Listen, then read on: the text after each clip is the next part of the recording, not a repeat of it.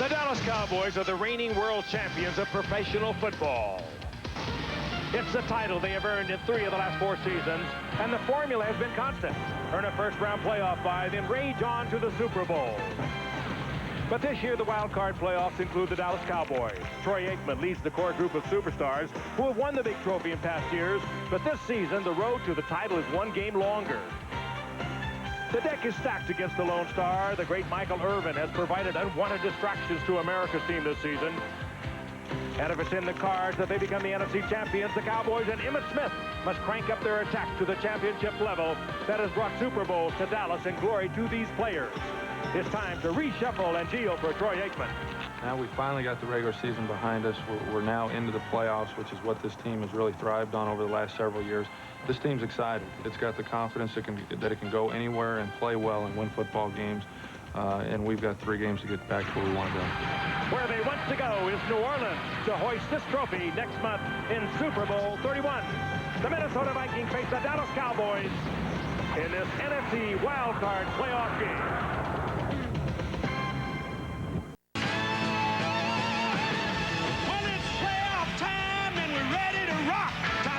All the hits, the bangs, and the blocks. Now it all comes down to do or die. One team lives, the other says bye-bye. We gotta get ready. We gotta get right.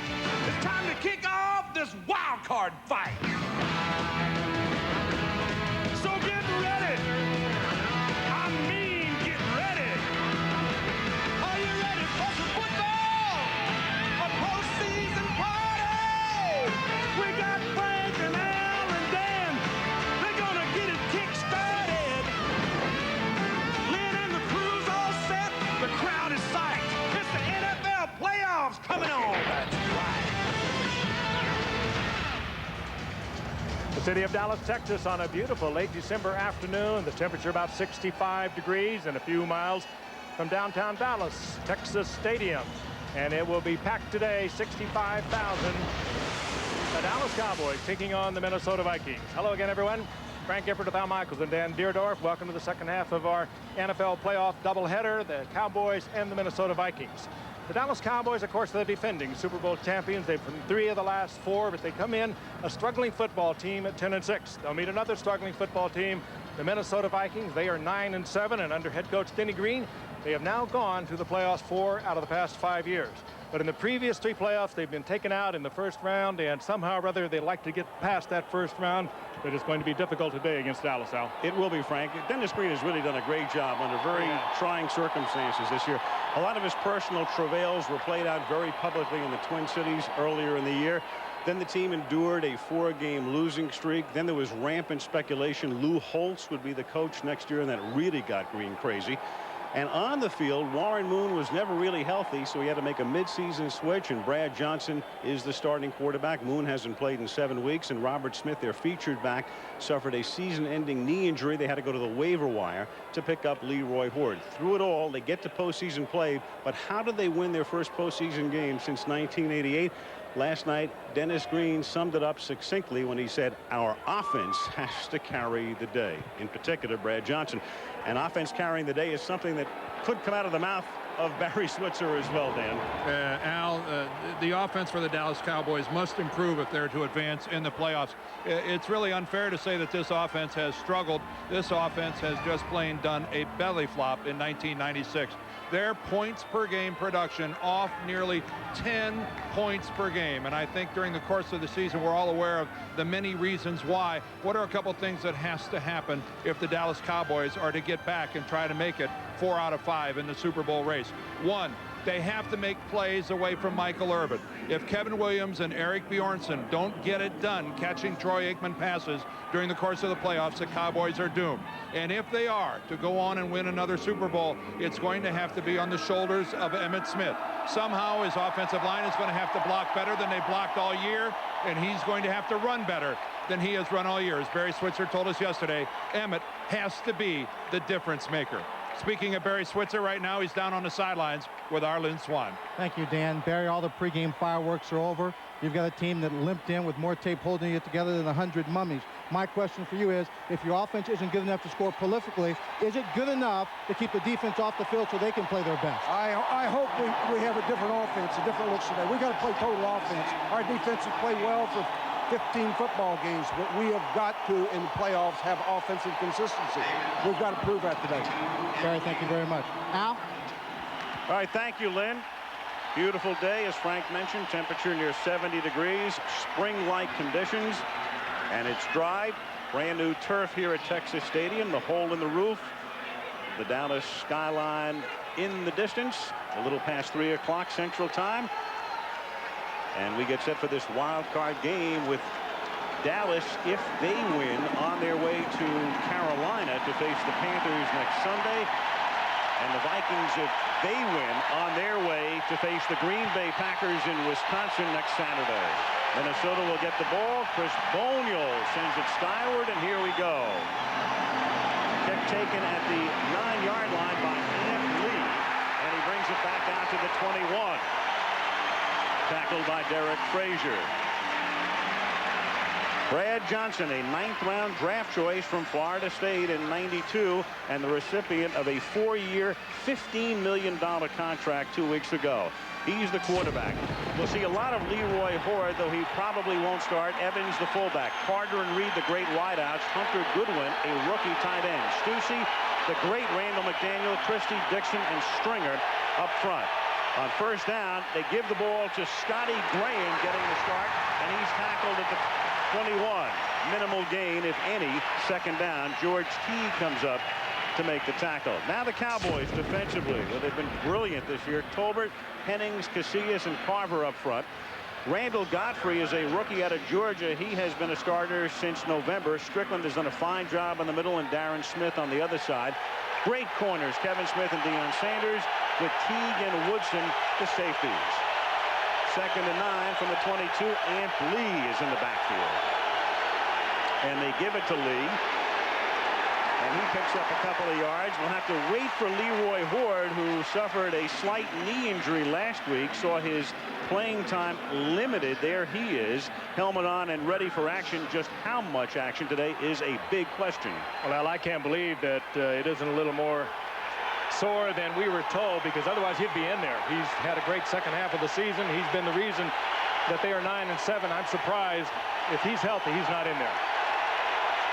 3rd down and 7 from the 24.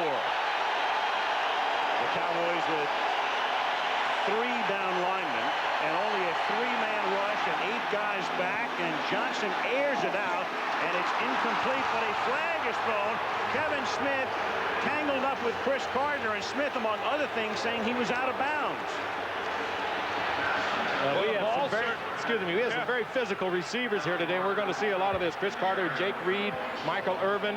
They are very physical, and the cornerbacks are going to have to play them very tough. I just don't know that that ball could have been caught in bounds. There is some contact, but that pass way out of bounds, and even though the contact by... I think we're seeing the referee just setting the tone here very early, because they know coming in the kind of receivers they have on the football field today.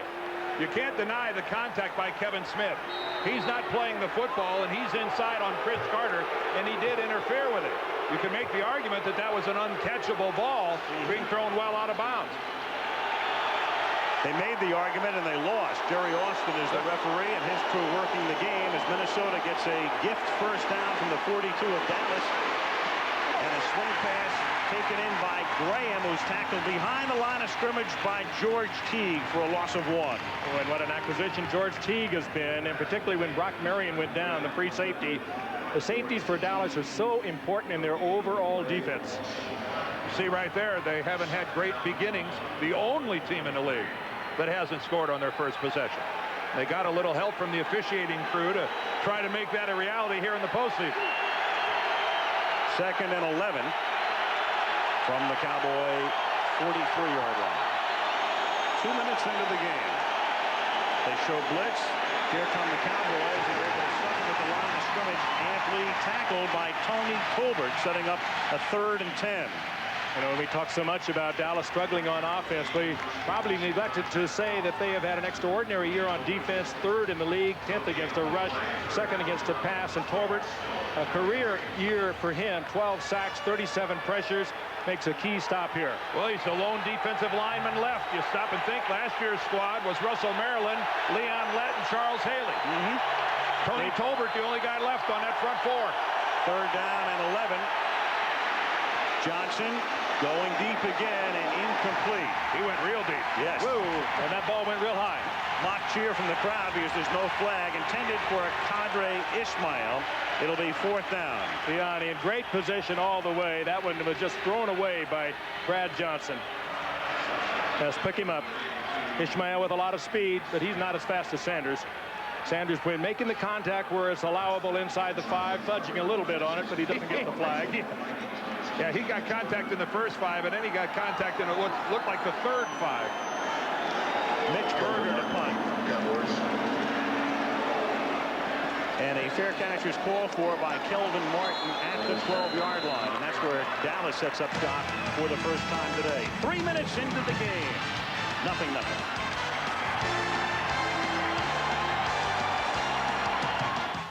The Dallas Cowboys, and how weird is that to see Aikman's numbers for the year? 12 touchdowns, 13 interceptions.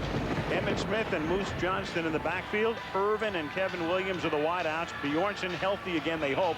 The tight end. Tuanay, Newton, Donaldson, Allen, and Williams. 4 of those guys, everyone but Tuanay, going to the Pro Bowl.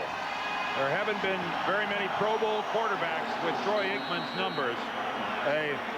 Obviously, tremendous respect around the NFL. They realize the bad hand that Troy was dealt a lot of the times during 1996, and still thought enough of his accuracy and other attributes to send him to the Pro Bowl in Hawaii. And Aikman, a brilliant postseason performer, goes to the air on 1st down, and it's tipped at the line of scrimmage by Fernando Smith. 2nd and 10. Let's take a look at the Minnesota defense. Quick, Smith, Fisk, Randall, and Alexander up front. Esther Tuola is hurt, won't play. Talley, Jeff Brady, and Dixon Edwards, the ex-Cowboy, are the linebackers. Fuller and Washington, the corners. Griffith and Thomas are the safeties. Orlando Thomas, in 2 years in the league, has 14 interceptions. Okay, babe, okay. Blitz is picked up on 2nd and 10, and the pass is knocked down as Dwayne Washington got a hand in front of Michael Irvin. It'll be 3rd and 10. Now, you talked about the Minnesota Vikings defense being quick. They are also small. And the reason that Dennis Green wants his offense to work well for him today, he wants to keep them off the football field. As we look at Irvin again, inside outside coverage, the ball had to be perfectly thrown, but they are a smallish football team. They are very quick. He wants his offense to be able to control the ball to help keep this defense off the field for the majority of the game, because this Dallas offensive line can really wear you down. If they have a plus, though, it's being on artificial turf. This is a team made to play on artificial turf. Whistle before the snap, and it's made that way because the Vikings, of course, play their home games in the Metrodome. Coach Fazio, the defensive coordinator. False start. Number 21 of the offense. 5 yards. It's still 3rd down. That can also be number 21 of the defense. Yes. This time, Sanders makes a false start at the wide receiver position, which is a really major mistake. You're just reacting to the snap of the football. He sees the secondary peel off and change coverages, and that's a loss of focus by Deion Sanders. He was looking at the ball. Yeah. No reason for it. No reason at all. 3rd and 15. Aikman dropping back into the end zone. Underneath, it's Irvin. Breaks a Brady tackle. Has a 1st down. Michael Irvin.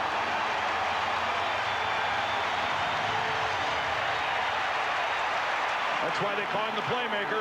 He does, and they let him come free underneath, tried to pick him up in his own defense underneath, and Troy Aikman just set up until he cleared and popped it in there beautifully. Michael Irvin listed at 207 pounds. I'd like to see him weighed. He's much bigger than that, Frank. Corey Fuller just giving him a chuck at the line of scrimmage, turning him loose. You can't do that. You better stay with him. From the 25, Dallas with its initial 1st down, and Emmitt Smith, his first carry up to the 31-yard line. For Emmitt, the expectations are so high. that everybody thinks it was an off year, and it was for him, but 1,204 yards is still not too bad. However, a 3.7 yards per carry average, well below what you normally see from him. But I'm surprised Dallas came out throwing the ball. Dan, the Green Bay Packers ran for 233 yards against his defense a week ago. That's a lot of yards, and Dallas is a better offensive line, and they're bigger. 2nd and 3. Again, it's Smith who cuts it back, and Emmett takes it up to the 35, close to a first down, tackled by the ex-Bill, Darryl Talley. Frank, you mentioned that total by Green Bay. Not exactly what you would call a prolific rushing team, the Green Bay Packers. Edgar Bennett went over 100 yards last week. It was the only 100-yard-plus game he had all season long. But again, that was a slow grass field at Lambeau, and that is where Fazio's outfit is undermanned, outmanned, undersized, and at a tremendous disadvantage. You saw Sanders coming out of the game. Deion will be in for 10 or 15 offensive plays. They're using him less and less on this side of the ball. Aikman under pressure throws, finds Emmitt Smith, and that's a gain of 7 up to the 42. 2nd and 3, tackled by Smith's ex-teammate Dixon Edwards. Emmett got lost in the traffic on the play action, and nothing doing downfield. Good pressure on Troy Aikman, but also heads-up play by Emmett coming out of there. I'm sure Martin Harrison, number 91, thought that he had a sack for sure. Aikman, with that pocket sense, got rid of it at the last instant. 9:40 left, opening quarter. No score. Sanders back in the game at 2nd and a long 2 from the 43-yard line. Emmitt Smith, big hole into Viking territory. First down at the Minnesota 46. The Moose. Finally stopped by Thomas. The Moose and Eric. And over the condominium side of the offensive line, and they are as big as condos. Well, they just start throwing Pro Bowl players at you. Eric Williams, Larry Allen, Ray Donaldson in the lead block. Boom. Right there by Darrell Johnston. He puts it on Dixon Edwards, and boy, that's a massive crease for Emmitt Smith. Larry Allen 330, Eric Williams 330. Those are big guys on the right side. 8:50 to go in the quarter with no score. Aikman guns one, caught it to 29 by Irving, and Michael finally stopped at the 25-yard line. They gave Aikman several days off. Troy didn't throw for 6 days, didn't play last week. Barry Switzer said it's the best I have ever seen him throw, and that looked like it. This was beautiful. That ball was delivered by Aikman right on the cut of Michael Irvin with plenty of protection. Perfect timing. This is what happens when you work on it 1,000 times over the course of a season. Absolutely beautiful. Trying to cover Michael Irvin singly with Corey Fuller. Won't work. Dallas at the Minnesota 25-yard line. It's the end around. It is Kevin Williams, and he turns nothing into next to nothing. Was not at the line of scrimmage. Well, he turned a run that certainly was going to have a negative number, and he actually made a yard out of it. So yes, that was a very productive run for Kevin Williams. Gain of 1 at the 24-yard line. Foge Fazio. And there is his opposite number, the offensive coordinator for the Cowboys, Ernie Zampese, making the calls. You could play Where's Waldo on Ernie's shirt there. Couldn't you? Passing down, Bjornsson moves into the lineup. He's healthy again. There he is, number 86. In motion to the left, and a whistle before the snap.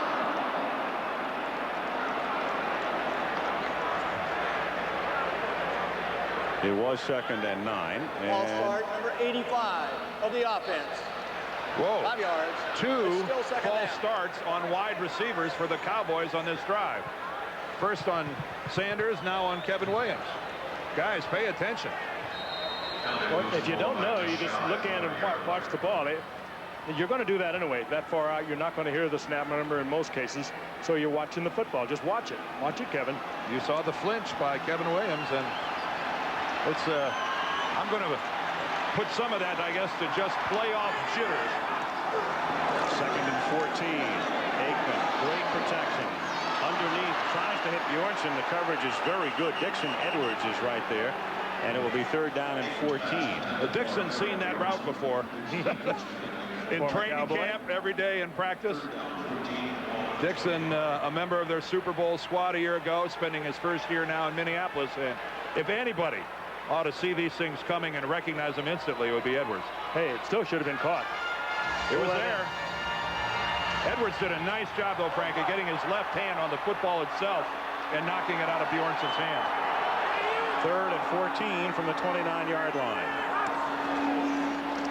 The blitz from the corner, and the pass is caught by Irving, and he might have it. He appears to be a little short. Dwayne Washington with a great tackle to try to stop the first down. But what a pass by Troy Aikman. Dan mentioned that he had that week off before Washington. He's well rested. He threw this ball to a spot. He went down. He never even saw the completion. Watch this. A lot of pressure. Top of your screen is Irvin. He makes the cut. It was thrown right on the cut and beautifully done. And they give him the first down. He got the ball to the 15-yard line. They moved the sticks. This is the opening drive for Dallas that began at their 12-yard line. But, you know, there's some good fortune involved there, Al, because that's a spot where it could easily have been a foot or two behind that, and they don't get the first down. I think that's a very good spot.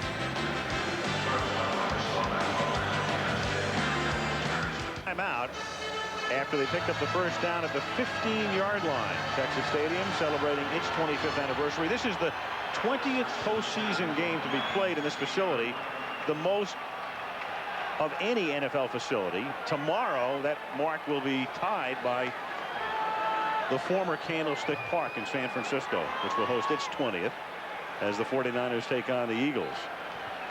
Really not a bad place to play in the postseason. The only problem is every time you came here to play, the Cowboys were here. Yes. It is a problem. Whether it was and a headache. Barry Switzer or Jimmy Johnson or Tom Landry, there was always a team full of Hall of Famers and great players waiting for you. First down, Dallas at the 15. This drive began at the 12.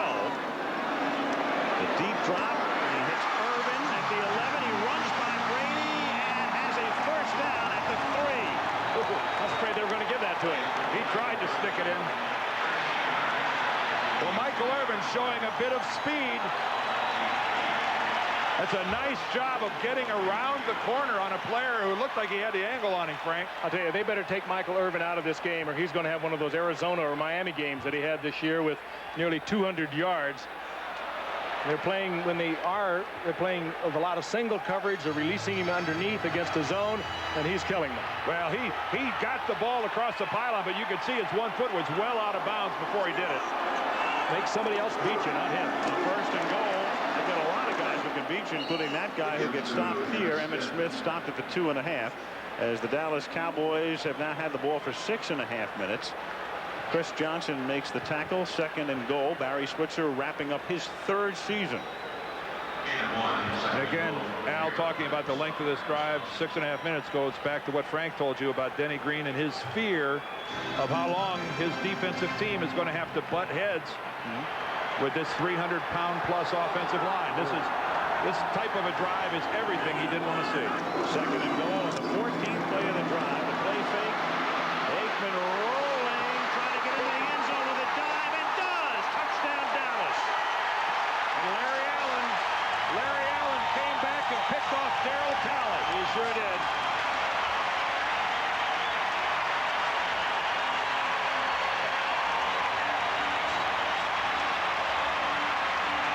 That is an attention-getting drive by Dallas. One of their best of the season. Here comes Larry Allen. Darryl Talley looked like he was maybe not get Aikman down, but at least maybe trip him up. Larry Allen picks him off, and pretty good move by Troy Aikman, not known as a scrambler. Is he the fastest 300-pounder you've ever seen, Dan? If he's not, he's certainly in the same heat with the guy. Bonio for the point after. Troy Aikman has thrown 21 postseason touchdowns in his career. That's the first time he's run one in. Dallas goes 88 to lead 7-0.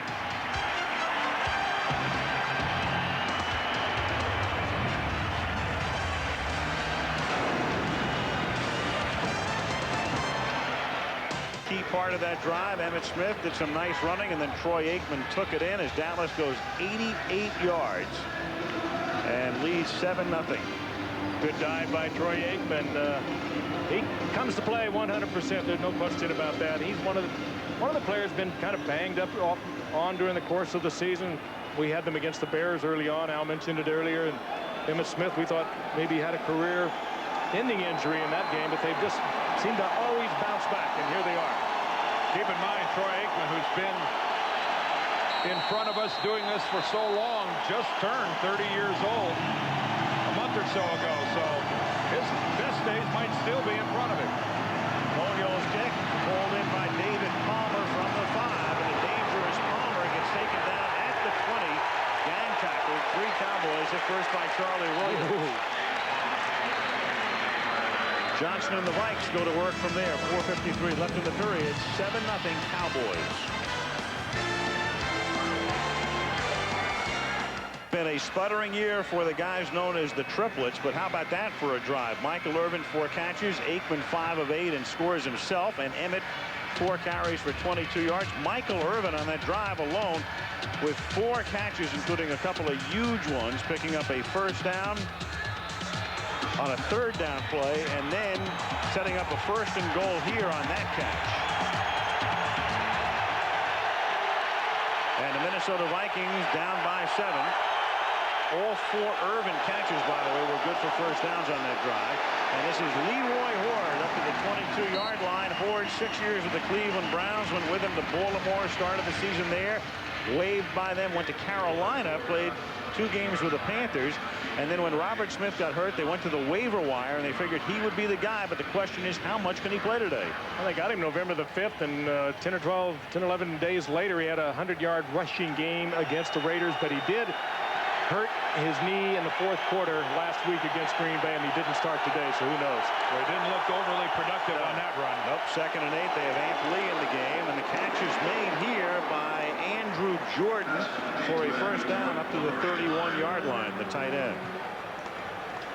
Brad Johnson with a new 4-year contract at $15.5 million. He's a year older than Brett Favre. And a whole lot younger than 40-year-old Warren Moon, who's ready to go if they need him today. Hasn't played since November 10th. Moon starting the season, of course, as the quarterback with 2 sprained ankles. He was not effective enough.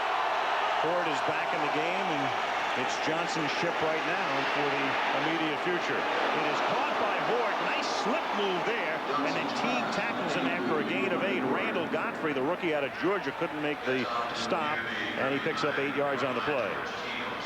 Horde was Cleveland's 2nd-round pick back in 1990, and in '94, he had almost 900 yards, was a Pro Bowl player, and he has good quick moves. Big, strong.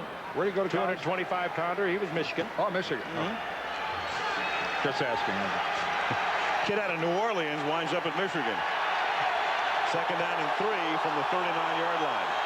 Why not? Yeah. He loves both.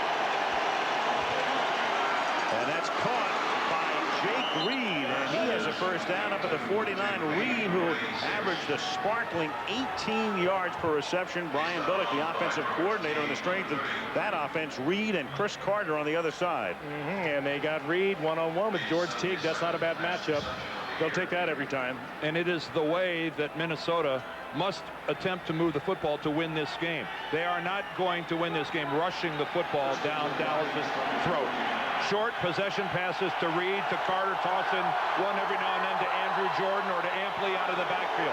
It's the way they have to do it. The blitz is picked up. The pass is caught for a loss by Charles Evans, the fullback, and Darren Woodson right there to make the tackle. Hey, he's not going to the Pro Bowl, but I'll tell you, he would have been welcome. Darren Woodson, he is the guts of that secondary. He was right up there on top of it. Good read by Brad Johnson of the blitz. He hits the hot receiver, but look how quickly Darren Woodson is on top of him. Good play by Darren Woodson. They played the run so tough. Recognize that guy? Yep. Charles Haley had back surgery earlier this year. It is conceivable if they got to the Super Bowl, they'd activate him for that game, but not before. 2nd and 12.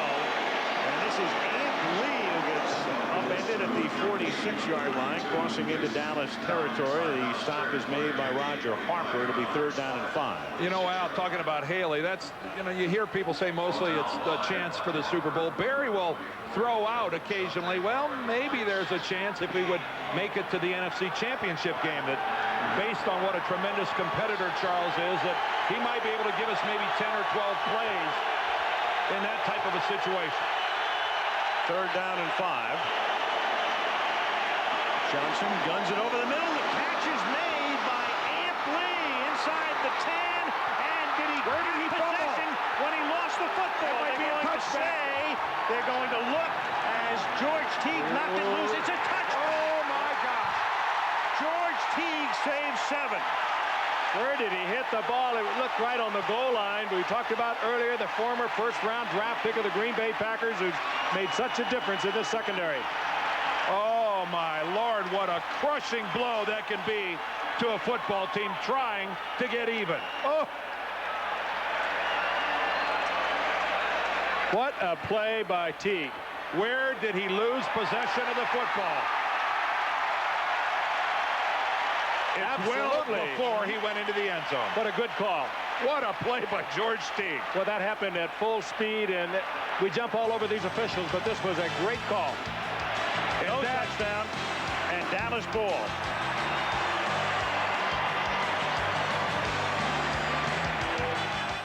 Favors on August after being released by the Green Bay Packers. He makes a huge play right here. And it's intentional. That's no mistake. Yeah.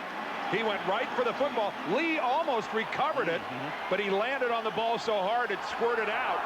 He had a second chance at it and couldn't handle it. From the 20-yard line, it's Emmitt Smith.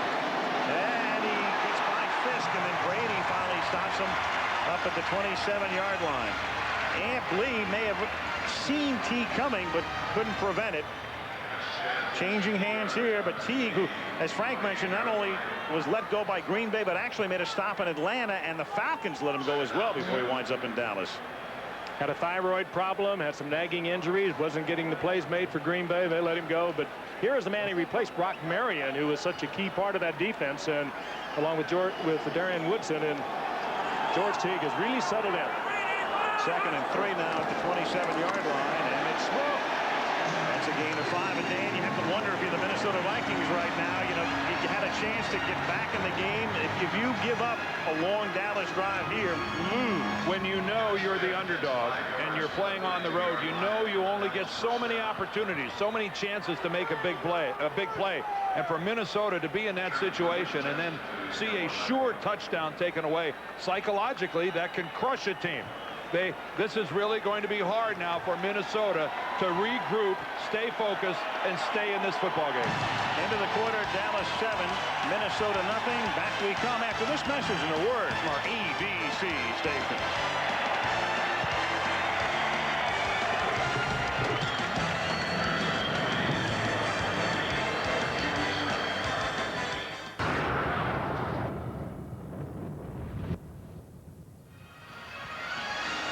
Tonight here on terrific movie. Was brilliant.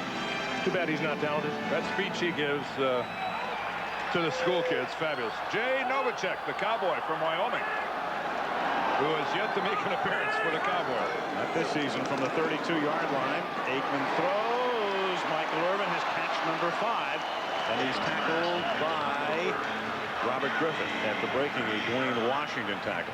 Dwayne Washington, pretty good position, but Dwayne Washington, 5'10", 5'11", and Michael Irvin will fight you for that football at a 6'2" and about 210. And what timing between Michael Irvin and Troy Aikman thus far today.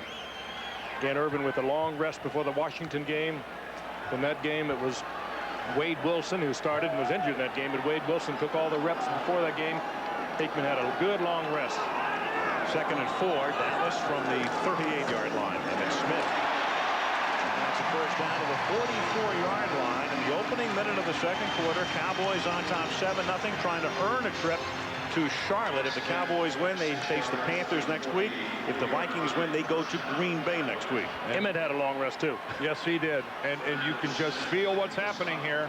Here the Cowboys come again, just grinding out first down after first down. Foch Fazio is going, I'm going to have to take some chances. I'm going to have to take some run blitzes, do something to try to stop this, but they're whacking it against us about 5 yards a pop. From the 44-yard line, Aikman, who has really been on the mark, Emmitt Smith, and he is into Minnesota territory to the 48-yard line, setting up a 2nd and short, tackled by Jeff Brady. Dan, you know more about it than I do. You mentioned run blitzes, but the way Dallas blocks, I mean, they're just straight ahead, bullying you out of there. He really is not that effective against it, is it? They kind of took a page out of what Green Bay did to Minnesota. The Cowboys are going to the wider line splits, and they're trying to spread out the smaller Minnesota defensive linemen. Check out the splits between Larry Allen and Donaldson, the center, Eric Williams. They're spreading the Vikings out. Look at that, 3 feet between some of those guys. They're making some of those small defensive linemen defend big areas. And they give it to Emmett Smith on second and short, breaks a tackle, picks up a first down, gets to the Minnesota 40-yard line behind a Darryl Johnston block. What else is new? And a great look at it there at what these Minnesota guys are trying to do. You're forcing a defensive lineman now then just to cover an area the width of his shoulder pads. He's having to try to cover a gap that now is about 6 feet wide. And it's a challenge that to this point, Minnesota's defenders aren't able to handle. And it's going to take more than a shot to drop Emmitt Smith. You're going to have to wrap him up. First down, Herschel Walker in the game. Emmitt Smith gets a breather. And Walker at the 40-yard line is the tailback in this set. Aikman going deep and a little too deep. Michael Irvin had gotten behind Dwayne Washington, but they can't link. Oh, and Troy Aikman, who has been perfect thus far in the game, just overthrowing Michael Irvin, who had Dwayne Washington beat. And bad. Well, he realizes that to the outside, he's got the single coverage he was looking for. Oh, he could have led that to the inside and given Irvin a little better chance at the football, but it totally destroyed Washington on it. Yeah, Washington all alone on Michael Irvin. You don't see that very much. Michael Irvin has seen double coverage since the day he came back. It's standard fare for a defense to roll up on him. He got the single coverage and didn't get the ball. From the 40 on second down, it's Walker. And Herschel looking like the old Herschel. Picks up 22 to the 18-yard line. And how ironic is this? Herschel Walker, who's strayed from here, helped build the dynasty, is now back. What comes around goes around, or something like that. That Herschel Walker is an amazing athlete. He has been such a spark for these Cowboys on their special teams this year with his kickoff returns, but he still has that Olympic sprinter type of burst when he takes off. Yeah, he's also running through 10 feet wide holes. Yeah, that's not bad. This is a mugging right now. The Cowboy offensive line is mauling the Vikings up front, and I mean mauling them. From the 18-yard line, Aikman throws, caught by Moose Johnston to a Moose call from the 65,000, tackled by Robert Griffith. Herschel Walker has been a valuable guy this year, not only in backing up Emmitt Smith and playing several positions, but on special teams. He's had some very timely runbacks and some great tackles. And here's a guy at the end of his career who is as valuable now as he ever was. Al, this guy's had kickoff returns this year of 89, 86, 70, and 63 yards. Well, I'm not so sure it's the end of a career, though. I mean, he's never been hurt.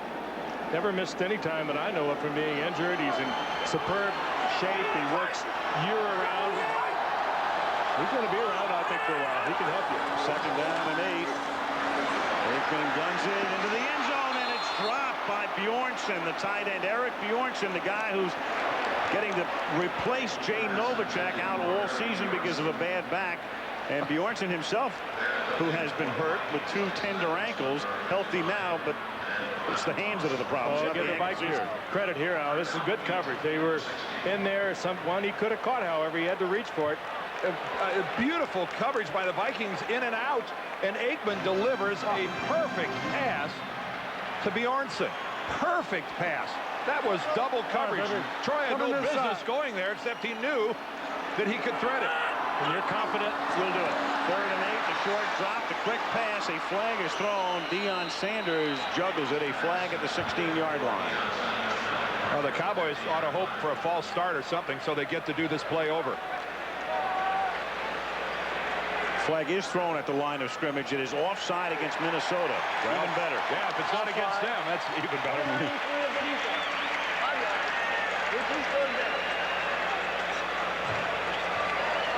Tough enough to stop the Cowboys without giving them extra tries. That's what the Vikings just did. Again, look at this double coverage and watch Troy. This is a man who's confident. Short and long is the coverage, and yet he gets it right on to the palms of Eric Bjornsson. It would have been a tough catch and good coverage, but it was beautifully put there by Aikman. 3rd and 3 at the 11. Dallas up by 7. Emmitt Smith looking for room and doesn't find any, and he's tackled at the 10-yard line. It'll be 4th down and 2, and they'll send in Chris Boniol, who ended the season with 27 consecutive field goals. Had another big run before that, didn't he, Al? He started the season with 25 in a row and missed in the opener on a Monday night at Chicago. Well, so far in this game, the Vikings' victories are coming in small doses. This is one of them, forcing Dallas into a field goal. 29-yard field goal attempt. John Jett to hold.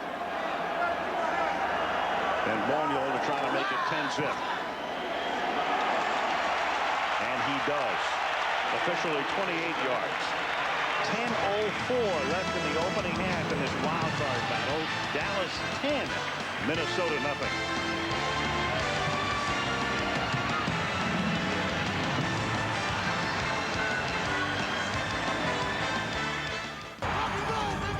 They are going to the Super Bowl. You better believe it, baby. Yes! Our aerial footage today provided by Goodyear. A look at the skyline of Dallas. We are just outside the Dallas city limits in the city of Irving, Texas, home of Texas Stadium. Cowboys on top 10-0. Chris Boniol sends the kickoff down to the 3-yard line. David Palmer comes up past the 20 and is tackled at the 28 by Kavika Pittman. Joe Avazama, the special teams coach. We have 9:54 left in the half. Aikman and Dallas up by 10. A reminder, the Nokia Sugar Bowl comes your way. It's the night after New Year's. It's Thursday night, the 2nd. Florida State, #1 in the country, in their rematch against 3rd-ranked Florida. And the Nokia Sugar Bowl could determine the national championship. Of course, Arizona State might have something to say about that in the Rose Bowl the day before against Ohio State, also on ABC. Minnesota first down from the 28-yard line. And Leroy Horde exploits a hole and loses the ball. And Deion's got it. Deion laterals the ball back. And the Dallas Cowboys have possession as Shante Carver gets tackled. First down, Dallas inside the 40. Not what Minnesota needed. Leroy Horde with a gaping hole tried to kick it into another gear. Loses the football. And Deion, who always seems to be around it, is there. Huge hole over in the left side. Good block by McDaniel. Guess who knocked the ball out again? George Teague. What a game he's having. George Teague knocks the ball out again, and then I think foolishly Sanders laterals that ball back to a teammate. We've seen him do it before in a playoff game. Oh yeah. Coaches go wild when players do that. You have the good fortune of recovering the ball. Why put it in play again?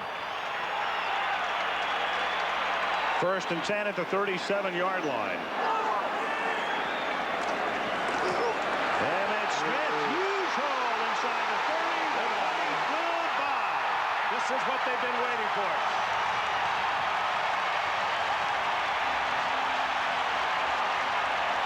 Anybody want to volunteer to play defensive line for the Vikings? I don't think so. Was he touched? I don't think so. No. What a job of blocking by this front 5 and by Daryl Johnston, the lead back. Look at this hole in the middle. Barely grazed on the shoulder pads by Orlando Thomas. Emmitt Smith takes a nice leisurely stroll to the end zone. Larry Allen really popped Jeff Brady. Boniol converts, and Emmitt Smith has now scored 17 postseason touchdowns, most in history. Well, Emmitt is running hard. Not to take anything away from Emmitt Smith, but a lot of backs would score off of a hole like that. You would. 17-0. Maybe. Smith averaging a sparkling 8.7 yards per carry. The team is averaging 8.6. And Minnesota gave up 4.4 yards per carry this year. Worst in the league, and they look like it today. And that's a touchback. David Palmer will down it in the end zone. This wild card game is being brought to you by Ford Taurus. More of what America wants in the automobile. Miller Lite, when you've got the great taste of an ice cold Miller Lite, life is good. And Southwest Airlines, with fares so low, you have the freedom to go places. And the Dallas Cowboys, they want to go places. They want to go to Charlotte. Or if you're Denny Green, though, you've got to tell your football team, let's settle down. We got to start getting the ball to Chris Carter and Jake Reed, our big wide receivers. Ball control passing, because that's the only way we're going to get there. Swing pass caught by Evans, and he picks up 8. Godfrey with the stop. Dion went in there for a textbook tackle and did nothing. Went in low and wasn't a factor. Now, you youngsters out there in junior football, this is not how you attempt to tackle somebody. But a lot of people don't like it either. Down low around those knees. 2nd and 3, 8:55 left in the half. Cowboys leading 17-zip. Johnson throws underneath, and that's incomplete, trying to gun it into Amp Lee, and then had too many amps on it. 3rd down. One I was making earlier, the receivers, Chris Carter and Jake Reed, had over 160 receptions on the season. I mean, they are the spark plug offensively for this football team. Jake Reed has caught 1 pass. Carter's caught none thus far, and we're almost midway through the 2nd quarter. And this one underneath to Amp Lee and thrown behind by Brad Johnson. There's Reed being held by Dion on the one side of the field. Carter was bottled up on the other. 3rd and 3 out of the gun. And it's picked off by who else? George Teague. Oh, man. Touchdown. I'll tell you something right now. Brad Johnson made a throw by a quarterback who looks like he's only played 6 or 7 games in the NFL. You never throw it back to the middle of the field like that. All right, and give Kevin Smith a great assist. Jake Reed was the intended receiver. Kevin Smith took him out of the play. Johnson wanted to go to him. He tried to throw back. His dance head across the middle is picked off, and this man is having a career game. But Frank, you know, no, you don't. That's not where you ever go back with the football in this situation. But he wanted to go to Reed. He was well covered by Kevin Smith. Had to do this, or did this. Well, I don't know what else George Teague could do. George put that ball up a little bit early. I don't know what else a player could do to have more of an impact on a football game than George Teague is having in this first half for the Cowboys. He's forced 2 fumbles and intercepted a pass for a touchdown. Bonio for the point after. 8:36 to the half. 24-0 in favor of the world champions.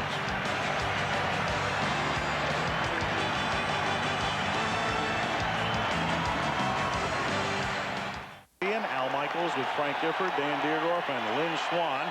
The Cowboys on top 24-0.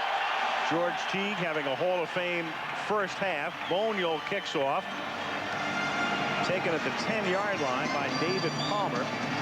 And he is out of bounds at the 23. Well, George Teague, no stranger to highlight films in postseason play. Following the 93 season as a member of the Green Bay Packers against Detroit, he returned this pass 101 yards, the longest postseason interception return in NFL history.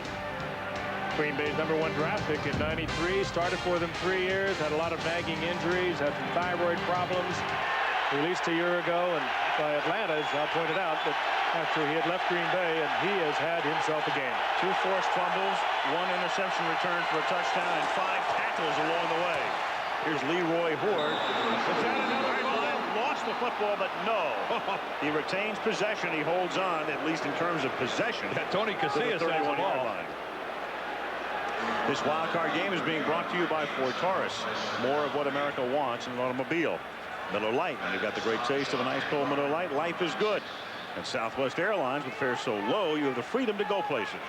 Well, Leroy Hart is coming out of the ball game over to the Vikings sideline, and I don't know how much more he's going to play. He certainly has not been effective to this point. It's like Casillas was certainly across the ball at the snap. Was he drawn? If he wasn't, he'll argue he was.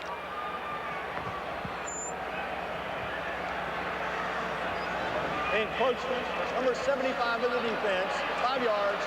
That'll be a first down. Nope, wasn't drawn. Second down and 8. Well, if you're Minnesota now, among the dilemmas you have, it'll be a first down up at the 35-yard line. If you're Minnesota, among the dilemmas you have is what do you do at quarterback at this point at the 35-yard line? Johnson throws. That dilemma continues as Deion Sanders takes it to the 21-yard line. Now, this has moved well beyond a dilemma. This has moved into the catastrophe category. This is no longer a dilemma. I think it's gone from catastrophe to debacle. That ball thrown behind the receiver right into the hands of Deion. He had to catch that ball out of self-defense. He's in a zone. He'll just pass him off right here to the linebacker. There's a little collision there, but right into the arms of Deion. Question is, did that collision come while the ball was in the air? If it did, it's interference. Vikings have had the ball 5 times, 4 turnovers, and a punt. Ooh, baby. At the 22-yard line.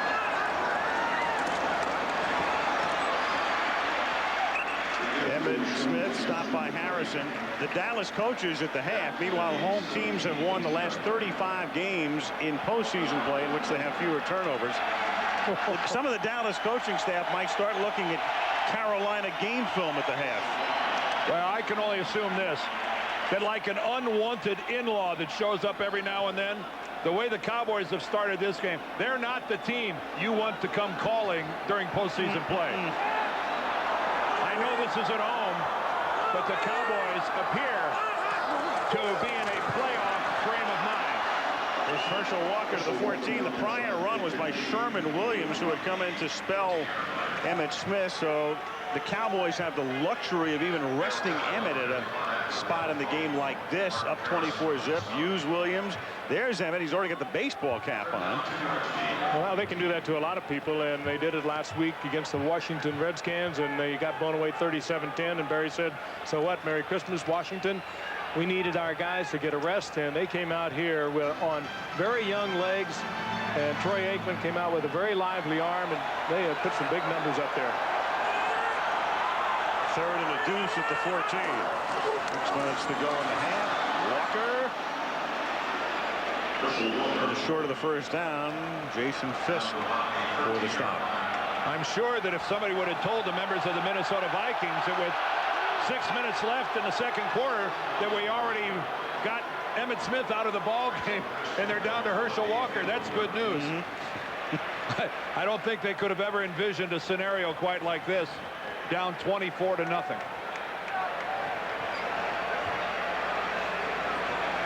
31-yard attempt by Boniol, who earlier this season kicked 7 field goals in a game against Green Bay, the Monday nighter. And he has 2 today, along with 3 extra points. 5:19 remaining in the half. The Cowboys are on top 27-0. When you look at the Cowboys and you look at the season, it's been, in a way, the most turbulent of seasons for Barry Switzer and the whole team. The Michael Irvin suspension for 5 games. Shante Carver had been suspended. Charles Haley with back surgery. Leon Lett is gone. Novacek gone all season long. Emmitt Smith never really healthy. An un-Emmitt-like season. Aikman more interceptions than touchdowns. But you got the feeling that this was a team that could explode in postseason. And another factor, Al, this is the best game by far that this offensive line has played all year. They've not played well. By their own admission that they were ineffective most of this season. There's more than just Emmitt's not running well. What is reason why his rushing per carry average is down. You know, we haven't seen Eric Borenson yet, the tight end who has really come on. He's missed about the last 5 or 6 weeks. He is healthy once again. Mark Tunay could get a rest today for that right leg of his. And I'll tell you, they need to get Kevin Williams active. Kevin Williams has to be a factor for the Cowboys in the postseason. Bonio, a lot of exercise for that leg in the first half. Here's David Palmer. Palmer able to break one out past the 40 before he's tackled at the 44-yard line by Roger Harper. Well, here's what Troy Aikman had to say about elevating the level of play for this team in postseason.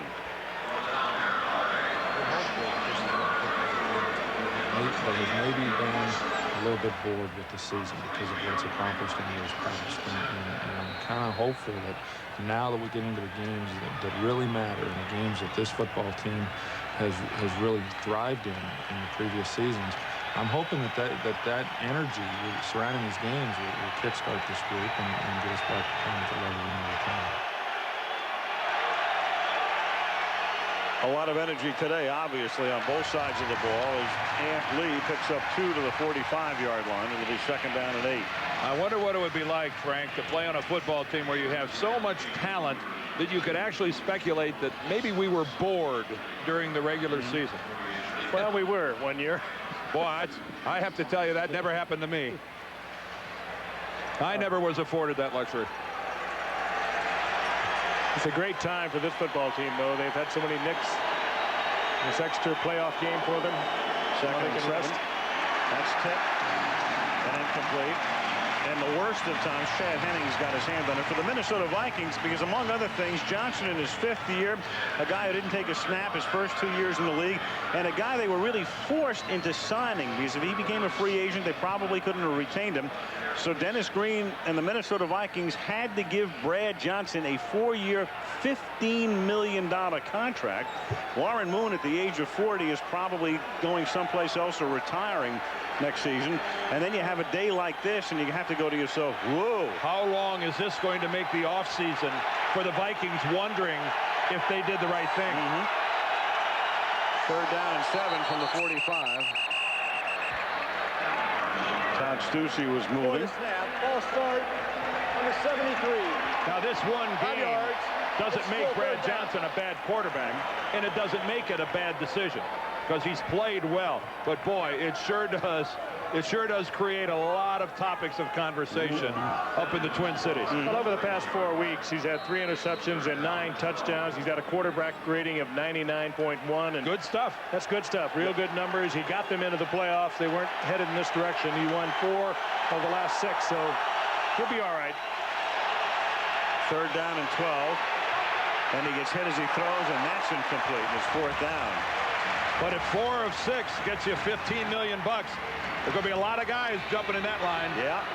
It speaks to the paucity of outstanding quarterbacks in the league. Yep. Because if you're at the top of that sort of second level, you can get that sort of contract. And he did. Well, you're not going very far without a good one. Well, he's aided greatly by the fact that the guy in front of him is 40 years old.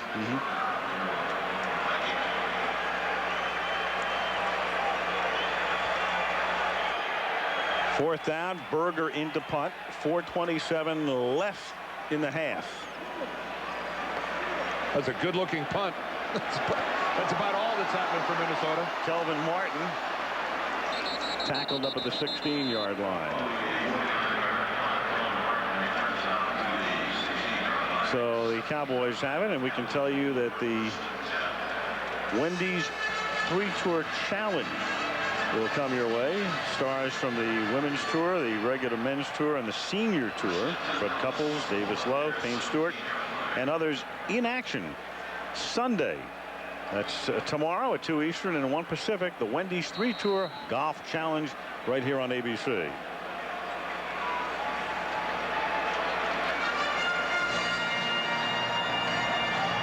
From the 17-yard line. Well, we might have seen the last of him at Smith. Yeah, Sherman Williams is the running back in this set. Aikman throws. Caught by Mike Michael Irving. And, you know, Barry Switzer saying yesterday that it's the best he's ever seen Aikman throw. And, you know, we hear a lot of things from coaches through the years, and you don't know what you quite believe 100% or 50% or whatever. But Barry wasn't kidding about this. Well, he has been really on the money. That first quarter was an exhibition for him. He put on a show of perfect timing, and of course, to have that perfect timing, you've got to have it from your receiver, Michael Irvin. They have been absolutely perfect here thus far in the first half. Look over my shoulder, Alan. I see Jerry Jones is up here in our booth. You're talking to him at halftime. He ought to be in fine spirits. A big smile from the 28-yard line. Aikman throws, and that's tipped, and it's intercepted by the Vikings. Orlando Thomas, who fumbles the football. I think Bjornsson has it back. Oh, they do. Dallas gets it back. Life is good. When it's going your way, it goes your way. Wayne Washington tipped it. I think Herschel Walker came in to strip it away after the pick. And I think Thomas is hurt. Orlando Thomas still down on the field. The Vikings training staff has run out there. The ball's tipped, and this is going to be Thomas who catches it in the air. And then on his return, it's a twisting tackle, and he collapses on that left knee. He's hit by Herschel Walker, and Eric Bjornsson recovers it. This is just absolutely as catastrophic a half as I've ever seen a team have. So Thomas being assisted on the field. Aikman keeps possession. The Vikings have committed 5 turnovers. That counts officially as a turnover because the Vikings did have possession. This is a man who has more interceptions than anyone else in the NFL the last couple of years. Has 14. And 9 as a rookie. That's 5 this regular season, and now 1 in postseason for his 15th. And well, he really got twisted boy, when he sure went down. Sure hope that he's not hurt real badly. It's going to be a long enough trip back to Minneapolis. A really fine free safety, Orlando Thomas.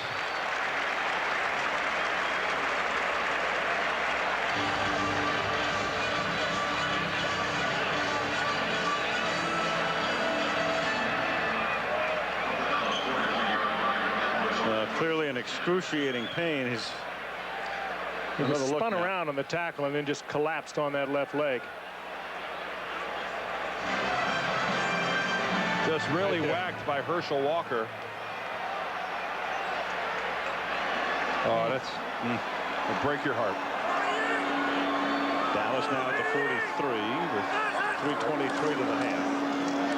Sherman Williams spins out of a tackle behind the line of scrimmage. Derek Alexander couldn't corral him, and he's taken down by Jeff Brady. Who would have thought Emmitt Smith could, not that he will, but could take the rest of the day off the way it appears right now? Well, I wouldn't think they'd take him out of the game, let him cool down, and then put him back. I think that would be making a major mistake. Well, 27-0. The Cowboys on top.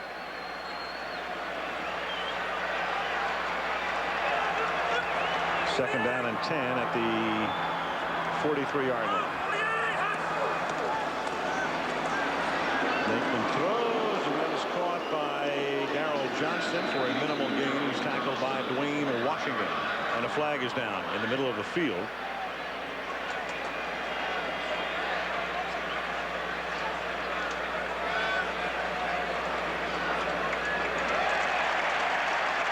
Illegal contact. The Vikings. Number 55 of the defense.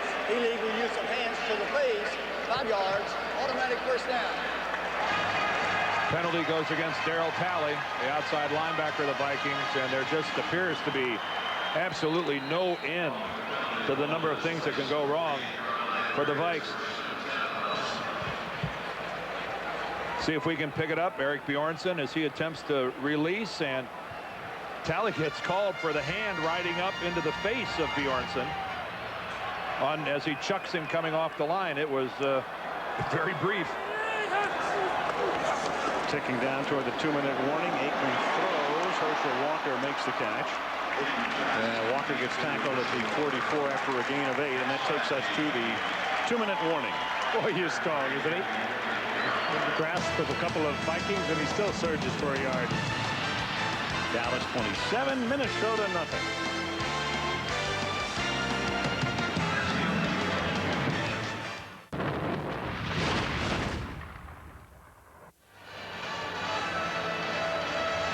Dallas, Texas. Able to leap tall buildings in a single bound. That's George Teague. What a halftime this guy has had. 2 forced fumbles and an interception for a touchdown. And in a game like this, it's a rout right now, but if there is a turning point play, it's clearly Teague's stripping of the ball from Amp Lee as Lee was headed into the end zone that would have tied the game at 7.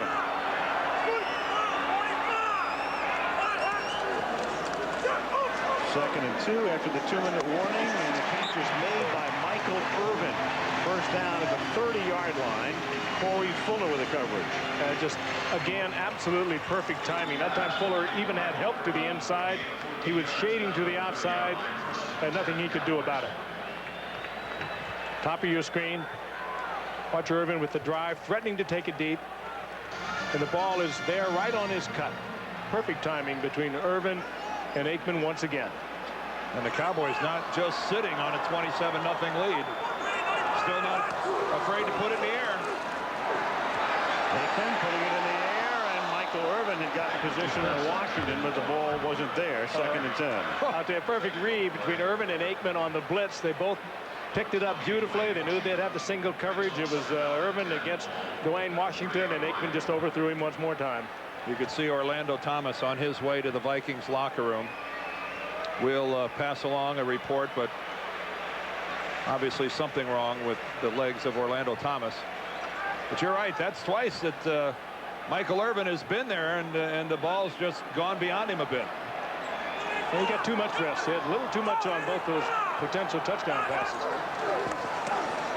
Aikman on second and 10, and that's a little too high for Kevin Williams. Third down and 10. Another bad throw by Aikman. Yeah. I guess he's allowed. Might have to take him out, huh? It's an awful lot of passing for a team that's up 27-0 here. I'm only assuming that Troy Aikman is working on his passing game, and they're trying to accomplish something. And normally in a situation like this, the Cowboys would be more than content to just hammer away at an opponent with that big line. Third and 10 at the 30-yard line.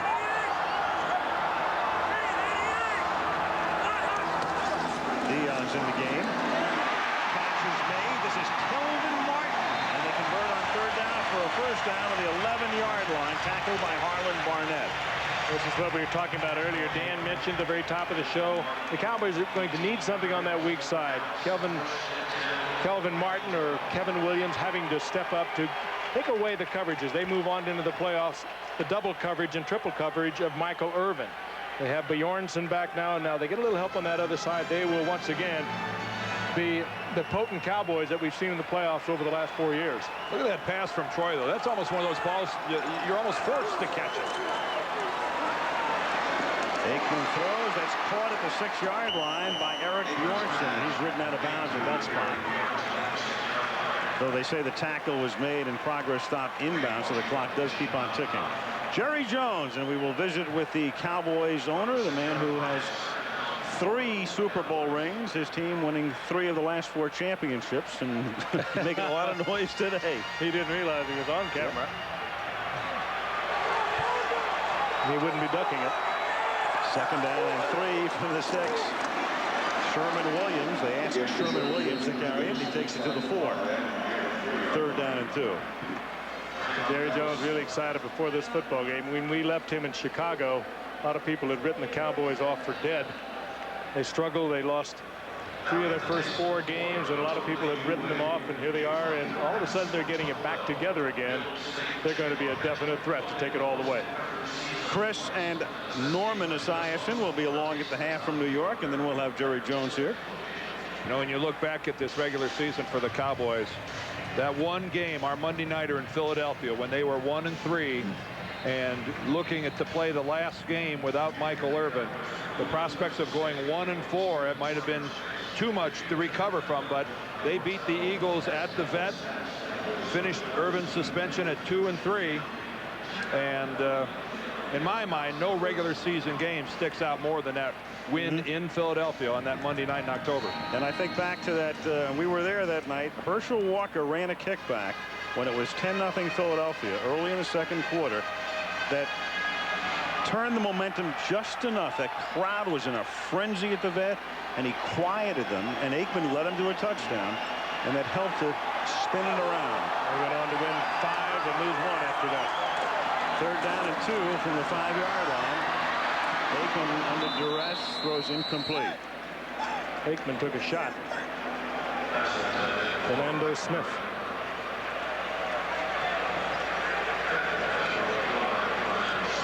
Fernando Smith and John Randall. Randall's number 93 up the middle. Smith is 95 coming from the outside. The two of them sandwich Troy Aikman. But again, Troy stood there for a good 5 seconds or so before he threw the football. Overall, decent protection. This will be a 22-yard attempt. Bonio looking for his 3rd field goal. And he has the hat trick, and the postseason record is 5. He tied the regular season mark of 7 in the Green Bay game. He has 3 thus far. 23 ticks left in the half. Cowboys leading 30-0. Let's check in with Chris Berman. Chris. All right, Al, thank you. Coming up on our Lexus halftime report, we'll look at this first half. Might talk Dallas just a little bit. Some reaction from Buffalo and the shocking win by the Jaguars over the Buffalo Bills. Your talk with Jerry Jones. Of course, Boomer Esiason will be with me. And this is what Dallas wanted, isn't it? Well, 5 turnovers. Minnesota is giving the game away to the Dallas Cowboys and making them look better than they are. We'll see you at halftime. And Al, when you talk with Jerry Jones, ask if George T gets a new contract right away. Yeah, and in fact, we'll take 10%, Chris. Maybe only 5. Well, I've never heard you give anything back. Well, I just did. A quick 5%. I was just looking at Jerry, you know. Give me the eye. It's the Christmas spirit. What can I tell you? I understand. Well, the Christmas spirit. Well, Boomer's right in one sense. Nobody's given anything away more than the Minnesota Vikings here in the first half. Well, you could say Cowboys have taken it away also. They have played really tough, as they have all year long defensively. Is that cup half full or half empty?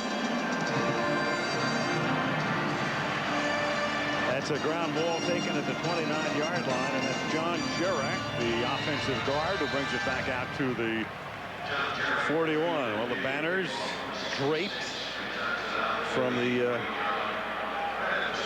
grid, and will they add another one?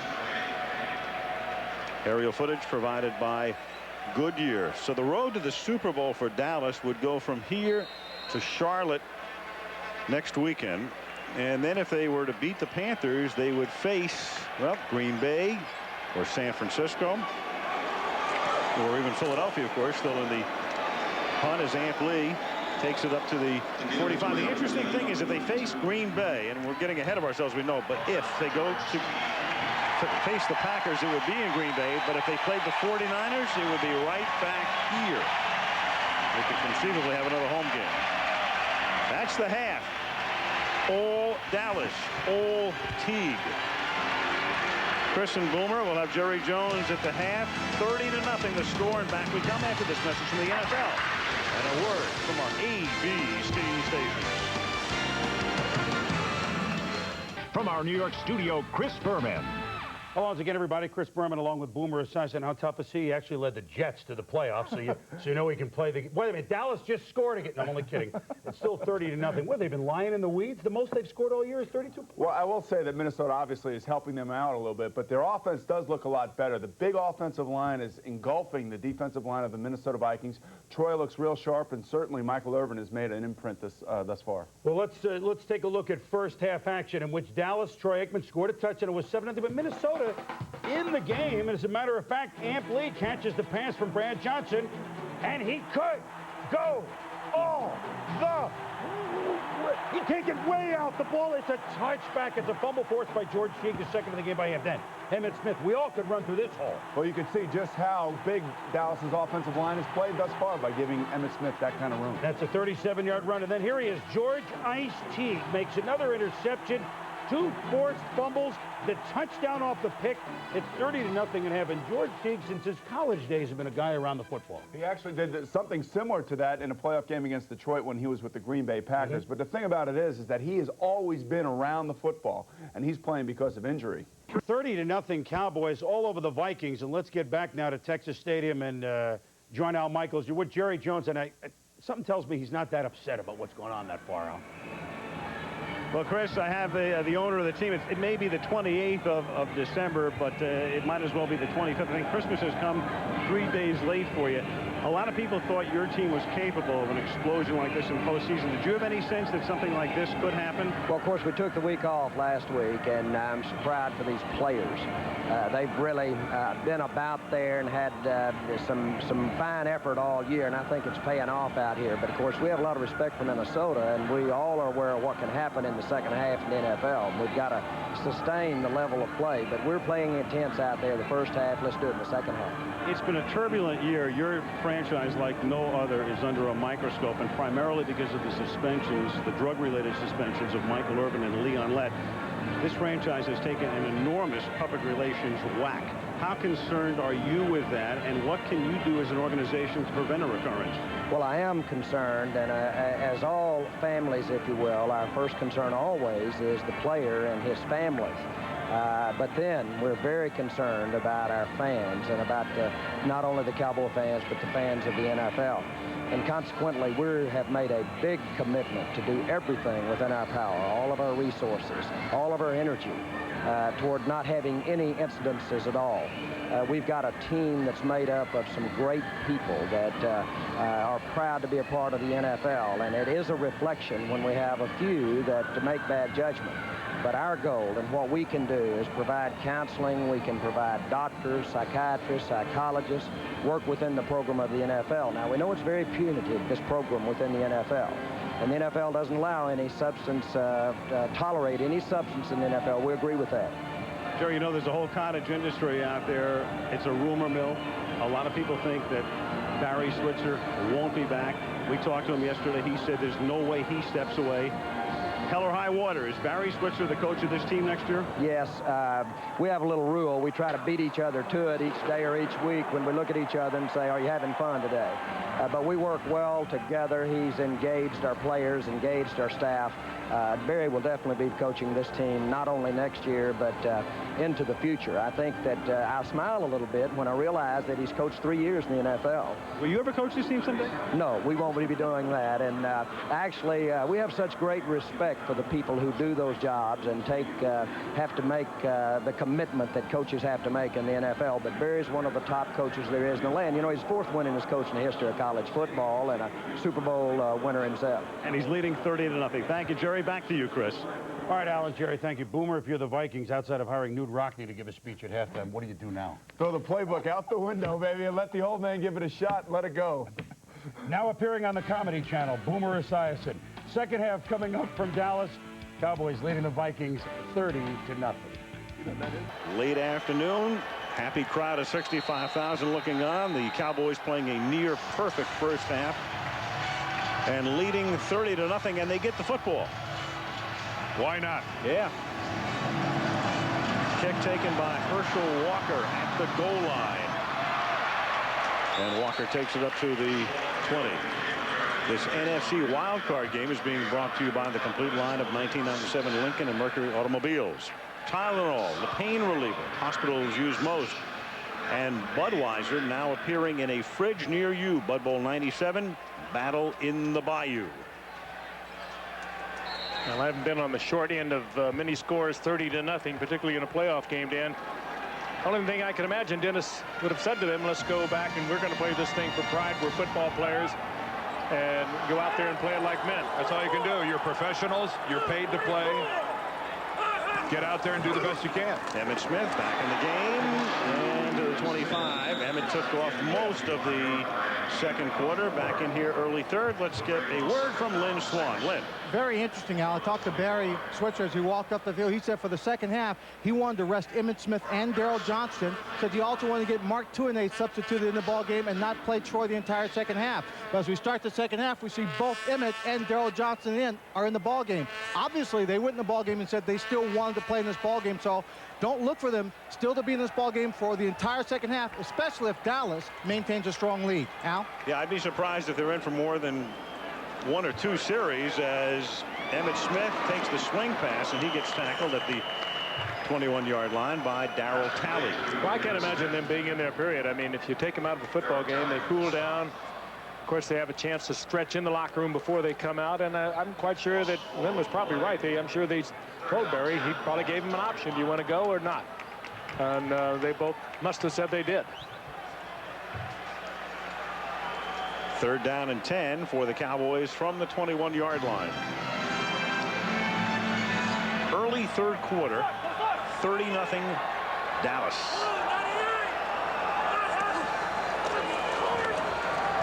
Aikman, and he gets sacked at the 10-yard line as Derek Alexander, number 90, the second-year guy out of Florida State, last year's #1 pick, with the sack. One thing might be dictating the fact that Troy Aikman is going to play more than he ordinarily would is the fact that Wade Wilson is hurt. He's got a very bad knee. He is the 3rd quarterback today. Jason Garrett hasn't played that much this year at all, and were he to go in and get hurt, well, then you got to come back with Aikman, and so the Cowboys got a bit of a problem at quarterback. John Jett, he appears for the first time in his punting role. That tells you how well things are going for Dallas. It does. Floats this one to the Viking 45-yard line, and Palmer takes it across the 50, tackled at the 47. 12:51 left in the 3rd. It's Dallas 30, Minnesota nothing. Without us. Nate Newton on the right, Charles Haley on the left. From the 27-yard line, Vikings first possession. Johnson hands the ball to Scotty Graham, and he goes nowhere. Darren Woodson right there for the tackle. First half statistics, and of course the dominant figure will be turnovers. And first of all, the possessions of punt, fumble, interception, interception, punt, end of half. That's about as ugly as a possession chart can look for one team. And of course, the first one of those, the fumble, came at a time when it would have tied the football game at 7-7. Instead, touchback, and Dallas never looked back. 2nd and 9. That's caught by Amp Lee, who's tackled at the 30-yard line. First down, Vikings.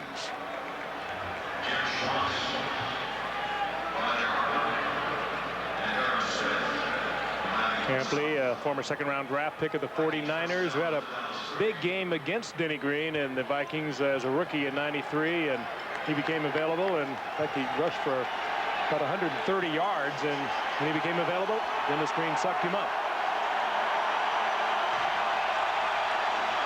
First down at the 30-yard line. And Johnson tackled at the line of scrimmage by Shante Carver. Report from the Viking locker room is that the injury to Orlando Thomas, the left leg, that's all they're saying right now, and he is done for the day. Meanwhile, that was a blitz by the Cowboys, and the coverage by Dallas, Kevin Smith, Deion Sanders against Carter and Reed. They took away a possible hot receiver, and Brad Johnson paid the price. Dave Campo, the Cowboys defensive coordinator on the right. Well, he's done a great job. Yeah, that's been a launching pad for guys in the past few years as Johnson retreats on 2nd and 10. And fires, and it's caught by Chris Carter. Makes a nice move to avoid Kevin Smith and scores. Well, we kept saying get the ball to Chris Carter. Well, he broke a Smith tackle, and then Teague couldn't knock him down. His first catch of the game. You have to like his touchdown to reception ratio. Not a bad throw. Completely across the field. Little move against Kevin Smith. I don't think he thought Johnson had the arm to get it there that quickly. Boy, that's a nice move. He puts on Kevin Smith first and then George Teague second. Makes both those guys miss. And of course, that's nothing new. Chris Carter, one of the best receivers in football after the catch. Scott Stetson for the point after, so Carter scores to get the Vikings on the board. 10:48 left in the 3rd. The Cowboys are up by 23.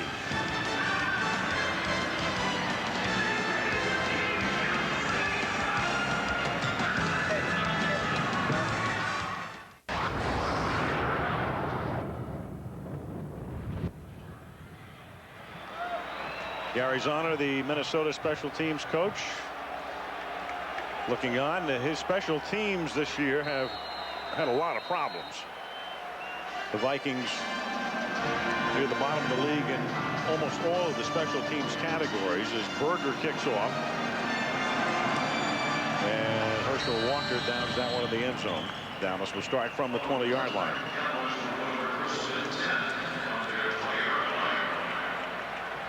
Again, the Cowboys with a victory would go to Carolina. Minnesota would be eliminated, and then the winner of the game tomorrow between Philadelphia and San Francisco goes to Green Bay. And as you can see, Aikman staying in this football game. Yeah, I'm even more surprised that Mark Tuinei staying at left tackle because he was questionable. They didn't know how long he was going to play. He's worked out 1 day in 2 weeks, and he's going to be an important man through the playoffs. I agree with you, Frank. He'd be the first guy I'd remove. Smith for 5 up to the 25. Tackled by Darryl Talley. And here is today's prudential fact. Bill Bates and Mark Tuinei each joined the Cowboys as undrafted free agents in 1983. So they have spent 14 years as teammates. And that's the longest current tenure among teammates in the National Football League. Tuinei and Bates, 14 years together. But really the significant part of that is undrafted free agent. A lot of productivity. Emmett Smith, a drafted non-free agent, picks up for a #1 pick out of Florida in '90. I would say that the Cowboys got more than their money's worth, which a lot of times for an undrafted free agent involves nothing more than an airplane ticket to get them to training camp at minimum wage. I would say that the invitation sent to Messrs. Tuinei and Bates worked out pretty doggone well. Not bad. Each has been to a Pro Bowl. Meanwhile, Emmitt Smith on that last carry, 100 yards for the day now on 13 carries. 3rd and 1 from the 29. Michael Irving makes the catch up to the 35. He goes. Single coverage again, Corey Fuller, but I don't care who it is. You're not going to take that away from Irvin with single coverage. Just a little slant. He got tattooed pretty well, though, Frank. That one, I don't think Michael enjoyed the end of that one. Those were two pretty good, solid hits he took. Irvin actually unloaded on his own man, too. Irvin with 103 yards now receiving today to go with Emmett's 100 on the ground. Big day for the triplets. Aikman, pump fake, going deep, incomplete. Irvin got hung up with Washington. That time, I think, for the first, some little smattering of boos coming from the crowd, and that there was a confusion between Aikman, no question, and Irvin on that one. A blitz was picked up at the line of scrimmage. The Dallas Cowboys picking up the blitz really well. Michael's got a long way to get back to the Dallas huddle. Little out move, he takes it up, and Troy had put the ball way into the inside. Whether he was looking for it down and in, I don't know, but neither one of them looked happy about it. 2nd and 10. 8:42 left in the 3rd. Cowboys leading 30-7. Smith on a slant up to the 38-yard line. Texas Stadium, 25th season. The Cowboys have occupied this facility, hosting its 20th postseason game. Emmitt Smith today, 100 yards, so that's 7 times now he has gone into triple figures in a postseason game, and that's an NFL record. 7.3 per carry. One of the few Cowboys not going to the Pro Bowl is Emmitt Smith. Well, he only made 1,200 yards for the season. 3rd and 7. Smith to the 46-yard line on a first down. Tackled by Harlan Barnett. You're going to go, aren't you, Al? I think so. You'll be there. Plan to be there. Dan will even be there. Yep. We're all going. It's just we didn't have to be voted. It could have been voted out. Well, that's true. And it's not too late for that either. Run, Emmett, run, and that's what he's doing. Well, it can't. If you're a Cowboy backer, what you're witnessing here today just has to be welcome tonic.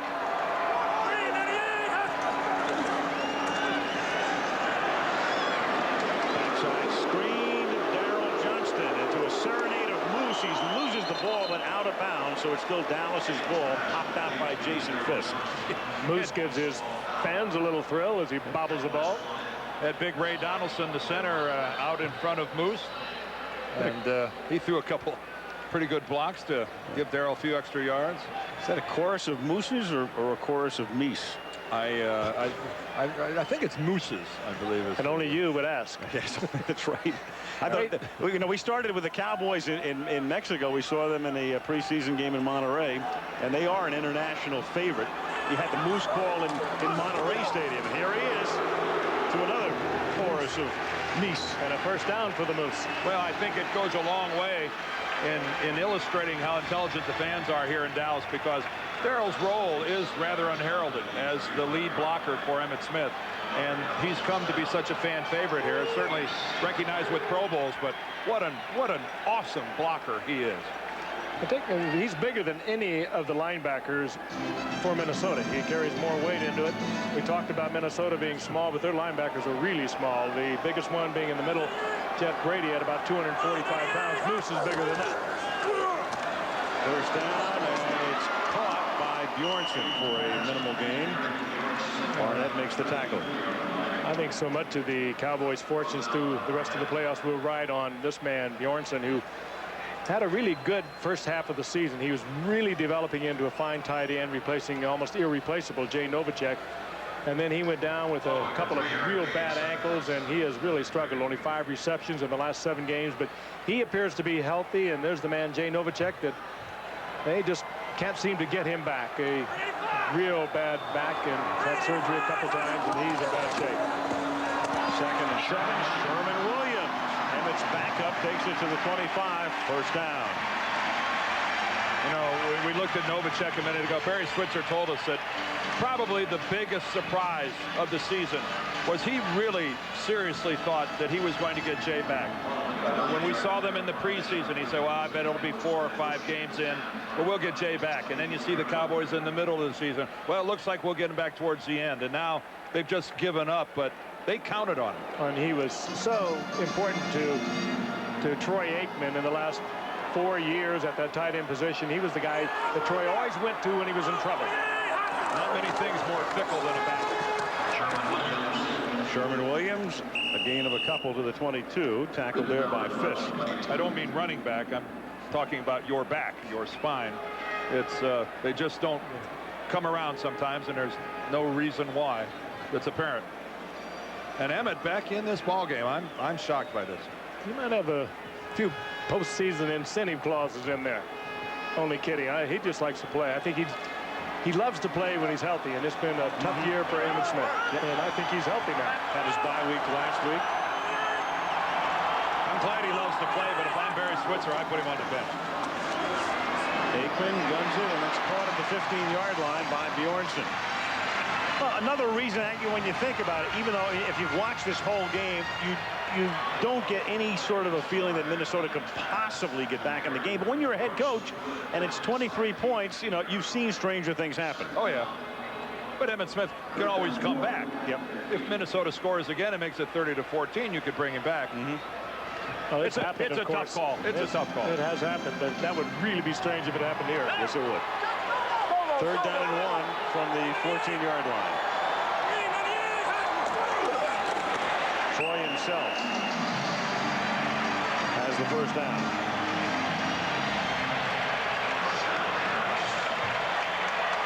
Clock ticking down. 3:20 remaining in the 3rd. Coach Fazio watching his defense. You know, all kinds of trouble in the first half. One guy you have to give a little credit to, Frank, is Nate Newton, who all along said when playoff time gets here, we'll flip the switch and watch. We'll start playing better football. Well, that's hard to do. You and I both raised an eyebrow and said that's easier talked about than done. They've done it. Yep. They turned that switch. They did. Here's Smith to the 1-yard line. Speaking of switches, that's the Emmitt Smith that we've watched over the past few years. Not the one that was banged up through most of this season. But just again, it's Larry Allen, it's Eric Williams, and it's the lead block of Darryl Johnston. Time after time after time, it's the same. There's Allen's block, there's Johnston, there's Donaldson. William, it's just the same cast of characters over and over that are destroying the Vikings. And for Robert Griffith, quite a headache. Minnesota has just taken a timeout. First and goal, we come back 30-7, Dallas. You see that lofty rushing average of the Cowboys, 6.3. They've rushed for 2 touchdowns. The average is probably going to come down a tick here as they're only on the 1-yard line. The league, as an average this year, the average rush was 3.8 yards. 6.3 is tremendous. First and goal. In a playoff situation, too. From the 1. Emmitt Smith looking for his 20th postseason touchdown, and they deny him.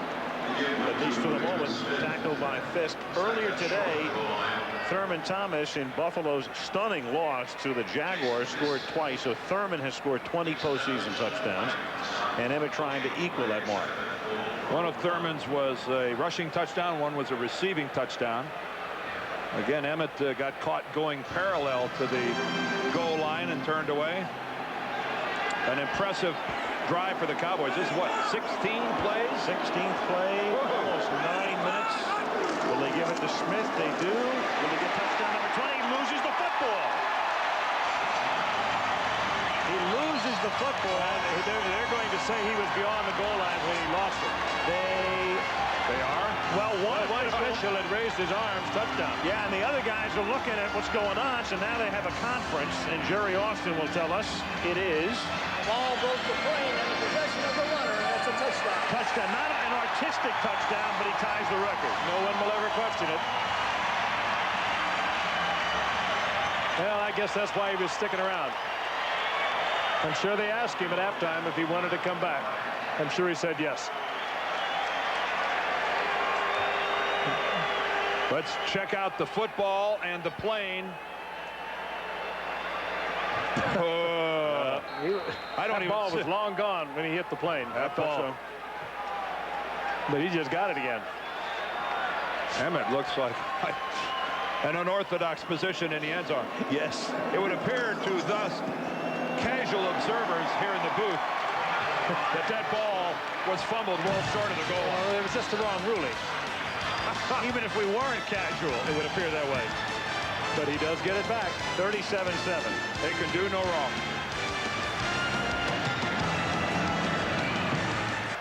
There it is up to the moment. Thurman Thomas with 2 touchdowns today. Emmitt Smith tying that mark. Emmitt with 18 rushing, 2 receiving. But as you see, Thurman Thomas played in 5 more games than Emmitt. But Thurman won't be playing next week, and Emmitt probably will.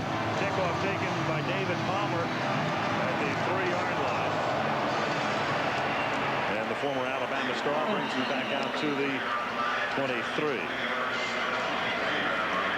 1:29 left in the 3rd quarter with the Cowboys leading 37-7.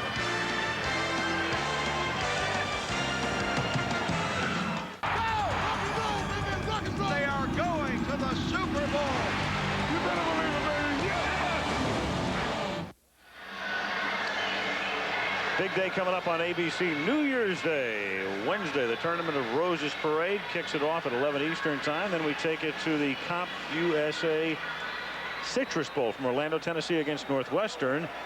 And then the granddaddy of them all, as Keith Jackson would say, Arizona State and Ohio State in the Rose Bowl from Pasadena. From the 23-yard line, 1st and 10. Minnesota, and that is almost intercepted. Almost a gift pick for Shante Carver. Defensive ends are getting all around the football today. We saw Clyde Simmons in the first game for Jacksonville take a Jim Kelly shovel pass into the end zone for a touchdown. Here's Shante Carver getting his hands on a football. And the continuing education of Brad Johnson. Notice how I was deftly trying to steer it into another direction. Absolutely. 2nd and 10. Ampley finds his way up to the 31-yard line for a gain of 8. Roger Harper with the stop. That's one of the cruelties of playoff football is that when you are on the losing side of this, You have all offseason to have it just kind of turn away in your stomach. It doesn't go away for a long time. The finality of it all sets in a little after the game, and something that started way back in July, and all of a sudden it's over. There is no game next week to distract you. 3rd and 2 from the 31. It's caught by Evans, seeks the first down and hit. With 38 seconds remaining in the 3rd quarter, Kevin Smith makes the tackle. The aerial footage provided today by Goodyear. Ooh, baby, that's enough to make you. I got to lean back and hold on to something. Yeah, that white 6-sided figure in the middle there, that's the speaker that is extended on guy wires. How's that going to look in the coming digital TV? That'd be a little spooky, won't it? Round and around. Watch this picture at your own risk. I hope we're all around when it happens. Well, it's got the okay. Won't be long. From the 34, Brad Johnson looking, escapes, packs it in, scrambles up to the 42, and that will take us down to the end of the 3rd quarter. End of 3. It's Dallas 37, Minnesota 7. Back we come after this from our ABC stations.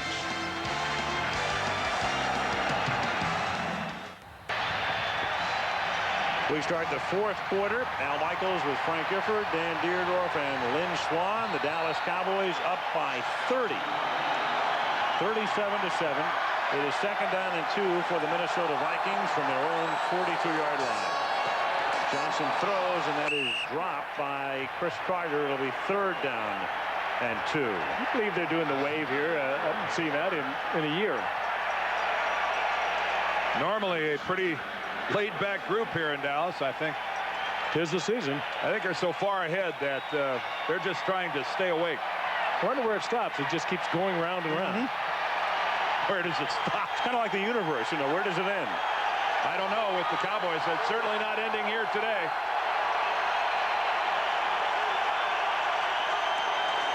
Third and 2. And another near pick. That time by Darren Smith. Brad Johnson's having a tough time finding somebody in a Dallas uniform that'll catch his pass. And that is a problem.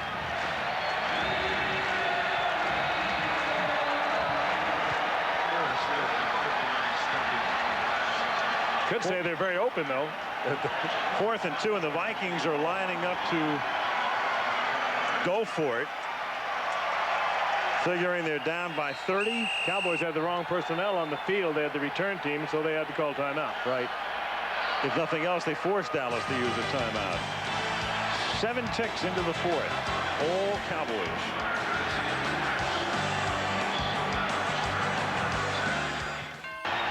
Texas Stadium in Irving. Fans of all ages having a great time today. Their Cowboys are on top by 30. Aikman wears the headset. Minnesota goes for it on 4th and 2 at their own 42-yard line. Johnson rolling and gets sacked by Broderick Thomas.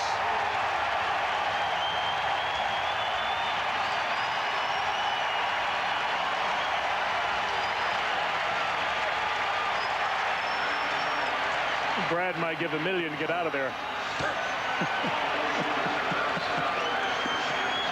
Why stop at $1 million? Because Broderick doesn't even know he's there. At that point in time, Brad Johnson had decided that he was going to try to run for the first down.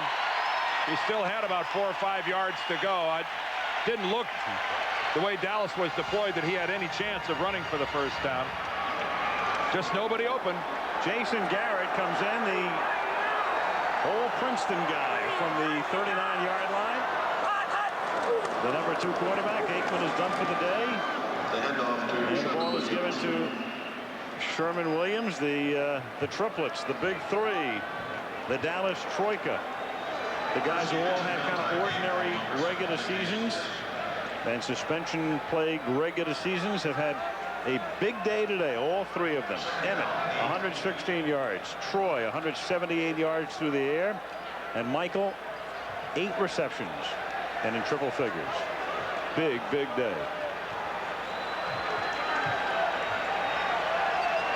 Second and 8.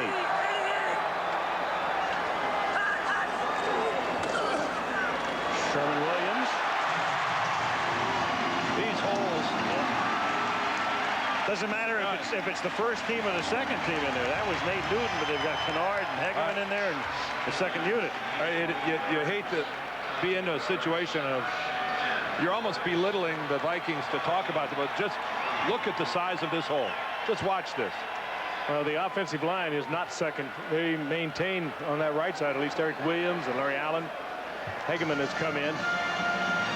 That's Nate Newton, who comes around and hooks John Randall back to the inside. This is a truly impressive performance by this bunch. A lot of the second unit guys in there. Sherman Williams. The funny thing, you look at a guy like Jason Garrett. You know, he looks young. He's a guy who's only been around for a couple of years out of Princeton. Garrett is actually older than Aikman by 8 months. I think he's young because I played with his father with the Giants. I think I recall him as being just a little kid. Well, Troy Aikman is only 2 years older than Brad Johnson. Yeah. Brad Johnson's 28. Jason Garrett's father, Jim Garrett, played for the Giants along with Walt Jaworski, another Cowboy scout. Sherman Williams on second and 9. Takes some more time off the clock. Taking it to the 23-yard line. 12.5 to go in the fourth. There's Mark Tuanay, who really battled a bad right knee and played very productively today. A real question as to whether he was going to be able to play at all. He's made the Pro Bowl as a member of this team. He's not going this year, though, but as a resident of the state of Hawaii, he'll certainly be there. And again, to be out here too. More than a 2-to-1 advantage for the Cowboys in yardage. Third down 5 from the 23-yard line. Garrett throws, and it's caught by Martin. He takes it to the 11-yard line. Kmart, they call him. Kelvin Martin, tackled by Chris Johnston.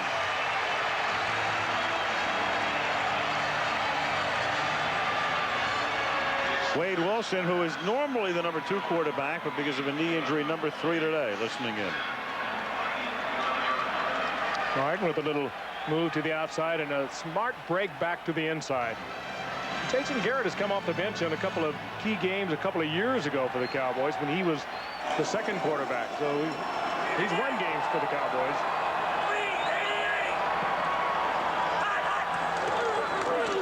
Williams, nowhere. Fisk with the tackle. Cowboys have not been in a wild card game since '91. The 3 times they've won the Super Bowl, they've had to win 2 games on the road to the Super Bowl. This time they'll have to win 3. Again, next week they would go to Carolina to face the Panthers. If they win that game and Green Bay advances, then they'd have to go to Green Bay for the title. But if the 49ers somehow survive, then a 49er Dallas championship game in the NFC would be played here, despite the fact the Niners had the better regular season record. That's because the Niners were a wild card and Dallas won its division. Sherman Williams with the swing pass.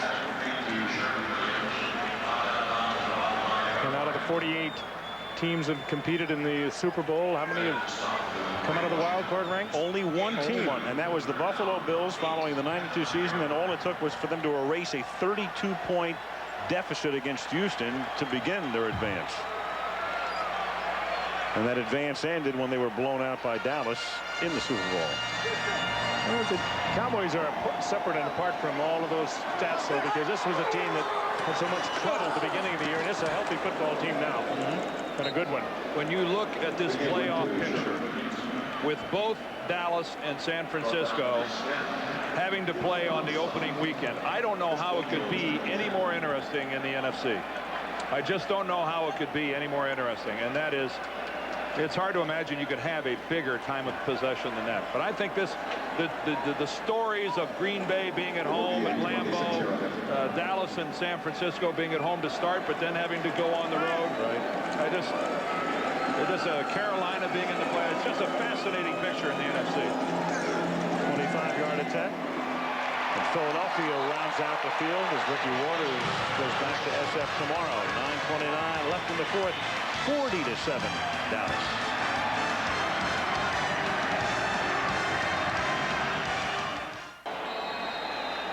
(40-7). Bonio kicking off. Fielded at the 3 by Ismail. And the Rockets' younger brother gets banged out of bounds up near the 30-yard line. Guess when you're down 43, you break out the old fake reverse. And we can tell you that this wild card game is being brought to you by the new Dodge. It's about change. Nike. Brewery Fresh Budweiser reminds you fresh beer tastes better. And Dean Witter. There are many ways to measure success. Dean Witter measures success one investor at a time. Dallas was offsides on the kickoff. And we may do this again. May do those billboards again. Right.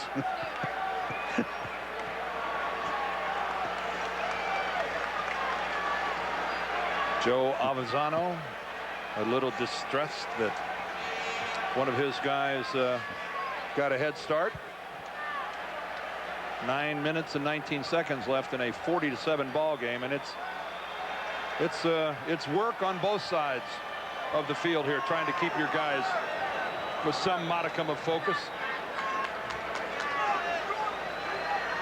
Life is good if you're rooting for the Cowpokes, so. And those Pokes will kick off from the 25-yard line. Bill Bates. And they have a Pro Bowl player here. Their special teams representative from the NFC is Jim Schwantz. Right. There he is right there. What a year he's had. Woohoo.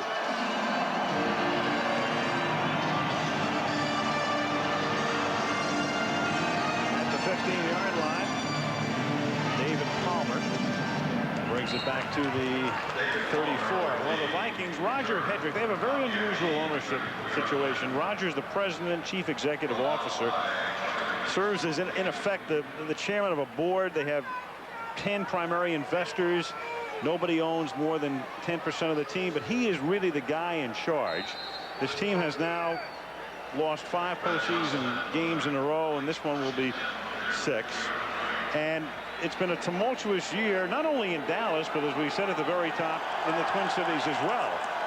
At the 34-yard line, Johnson throws, and it's caught by Carter. It began with Dennis Green involved in a couple of court cases, and somehow records were obtained by a television station, and his personal travails were brought into the limelight. And then they forgot about that, and Roger said, he's my man, and the team went through a midseason slump. And then the benching of Moon, the ascension of Johnson, the injury to Smith, the ascension of Horde, and then the Lou Holtz thing, which really got Green crazy in the middle of the season. 2nd down and 1 from the 43-yard line. Amp Lee up to the 44. Sounds like a primetime special to me. Well, what really made Dennis nuts was that when Lou Holtz leaves Notre Dame, he's the favorite of some of those members of the board that Al was talking about, and they were very loose in talking about, boy, wouldn't it be great if Lou Holtz returned to coach the Vikings? And Dennis thought that that was very counterproductive. He's trying to get his team ready to play, and this open speculation as to whether or not Lou Holtz is going to come in and replace me. Any coach, I don't think Dennis was overly sensitive. Any coach would have bristled if that would have happened to them.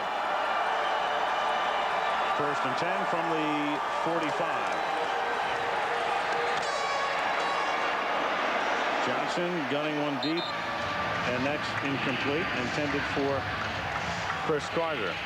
And then it keeps coming back, and you don't know what the source is or if there's any relevance. The speculation is that Green will go to Oakland, even though everybody denies that. But I mean, that's been woven in and out of almost every article in the Twin Cities about Green for the last several months. And you ask Dennis Green straight out, he says, I'm the coach of the Minnesota Vikings. I have 2 more years on my contract. He does. And Roger Hedrick, we talked to him before the game, and he said he is the coach and will be the coach. As long as Roger is the man in charge. Right. 2nd down and 10. Johnson wide open. Indeed, wide open is Kadre Ismail, and the junior Rocket makes it 1st and goal inside the 5. Obviously a mistake defensively there. Well, 2 Dallas safeties back there were George Teague and Roger Harper. And you saw Dave Campo there expressing his dissatisfaction with his guys in the secondary. Darren Woodson, the inside man, who should have been helping Roger Harper. I mean, Roger Harper is the inside man, should have been helping Teague, just didn't get there. 50-yard gain, 1st and goal from the 5. 7 minutes to go. And taking it right through the middle is Brad Johnson for the touchdown. Well, that took Dallas by surprise. Yeah. Everybody by surprise. Went up, quick snapped it, and half the Dallas guys are standing around with their hands on their hips. And that's the world's largest snow cone.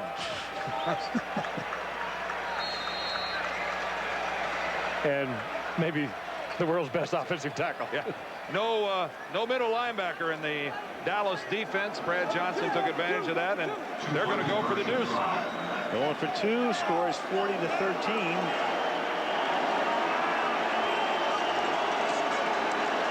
Johnson throwing, Carter makes the catch, got position on Sanders, and the conversion is good. I don't think Deion even saw that ball coming.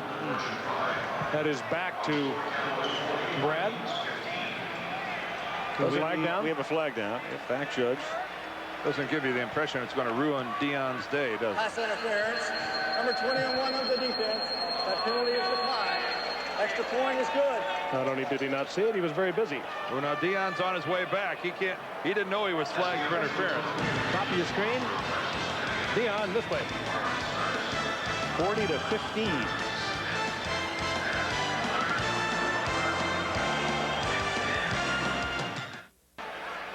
(40-15) as the Vikings have just closed to within 25. Looks like they're going to attempt an onside kick. Every indication points in that direction. As Mitch Berger will. Oh, now. Oh, what about those indications now? Ah. Those crafty little rascals. Unbelievable. Now, at this point in the season, you want to work on everything. Yep. Kelvin Martin, the only guy back there for the touchback. Right, Dan? Gary Saunders shaking his head. I got to be ready next week. Special teams coach. This wild card game is being brought to you by the new Dodge. It's about change. Nike. Brewery Fresh Budweiser reminds you fresh beer tastes better. And Dean Witter. There are many ways to measure success. Dean Witter measures success one investor at a time. Sunset on the prairie. On the Vikings. Yes.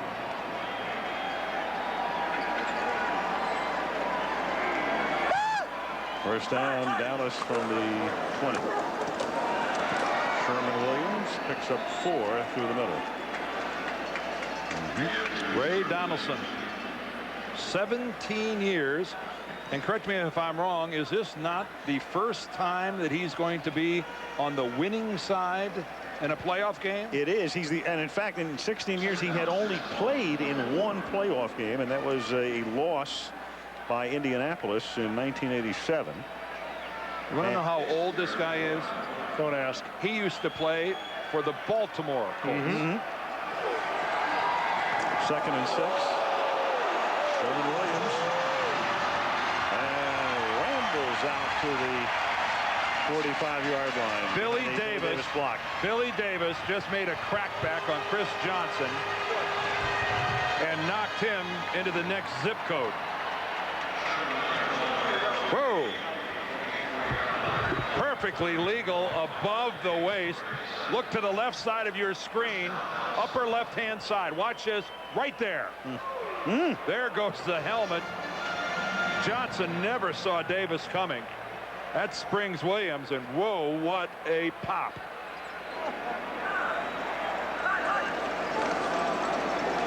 Williams loses football, but they're going to whistle it dead at the 45. Still Dallas's football. I don't think Dallas could. I think this is exactly what Foge Fazio is. I don't think Dallas could have anything go wrong this Saturday. They're getting every bounce of the ball and every call, it seems to. Yeah. Well, working in their favor. Last week was Green Bay with, we mentioned earlier, 200 there. He's a genie in the bottle today, isn't he? Ernie Zampese, the offensive coordinator. But Dallas has now rushed for 211 yards in this game, and a week ago it was Green Bay rushing for 233 yards against Minnesota. They've just been run out of the playoffs. Tell you something, if I ever rubbed my bottle and Ernie Zampese came out, I'd really be disappointed. Well, I'd say if you rub the bottle and Ernie came out, there'd be a lot of smoke in that bottle too. I would really be disappointed. Yep. Former USC tailback. Yep. Barbara Eden was more like it. Ernie is not. Yep. Ernie down to his last. Light it up, baby. Last 49 cigarettes today. Barry Switzer. We can no longer use beleaguered. No, Barry's certainly not today. 3rd down and 3 for the 49. And they lose the football. And this time it wasn't whistled in. Sherman Williams gives it up, and Minnesota does have it at the 48 with 4:03 remaining. And that was a hard hit. Boy, he was popped, and you could hear that up here. Sherman looks dazed when he gets up. You don't like to get up without the football, for sure. Big hit by Bursich on the shoulder, and then he's stripped from behind. Looked like Darryl Talley got a hand on the ball. Jeff Brady in there as well. Everybody's.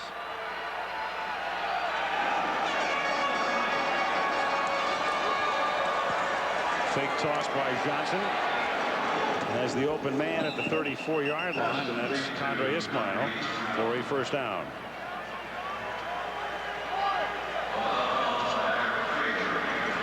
So the Cowboys can make their reservations for Charlotte. That game is next Sunday. And the Vikings go home. Moose Johnston and company heading for North Carolina. And then the winner of the Philadelphia-San Francisco game tomorrow plays Green Bay in Wisconsin next Saturday. And we can make our reservations for Honolulu. You bet. February 2. The Pro Bowl. Johnson throws. Catch made by Carter. He loses the football. Darren Smith picks it up and takes it to the 50-yard line. Stripped by Jim Schwantz. He's the guy who stripped it. The special teams Pro Bowler and backup linebacker. Schwantz creates it, and Darren Smith with the recovery.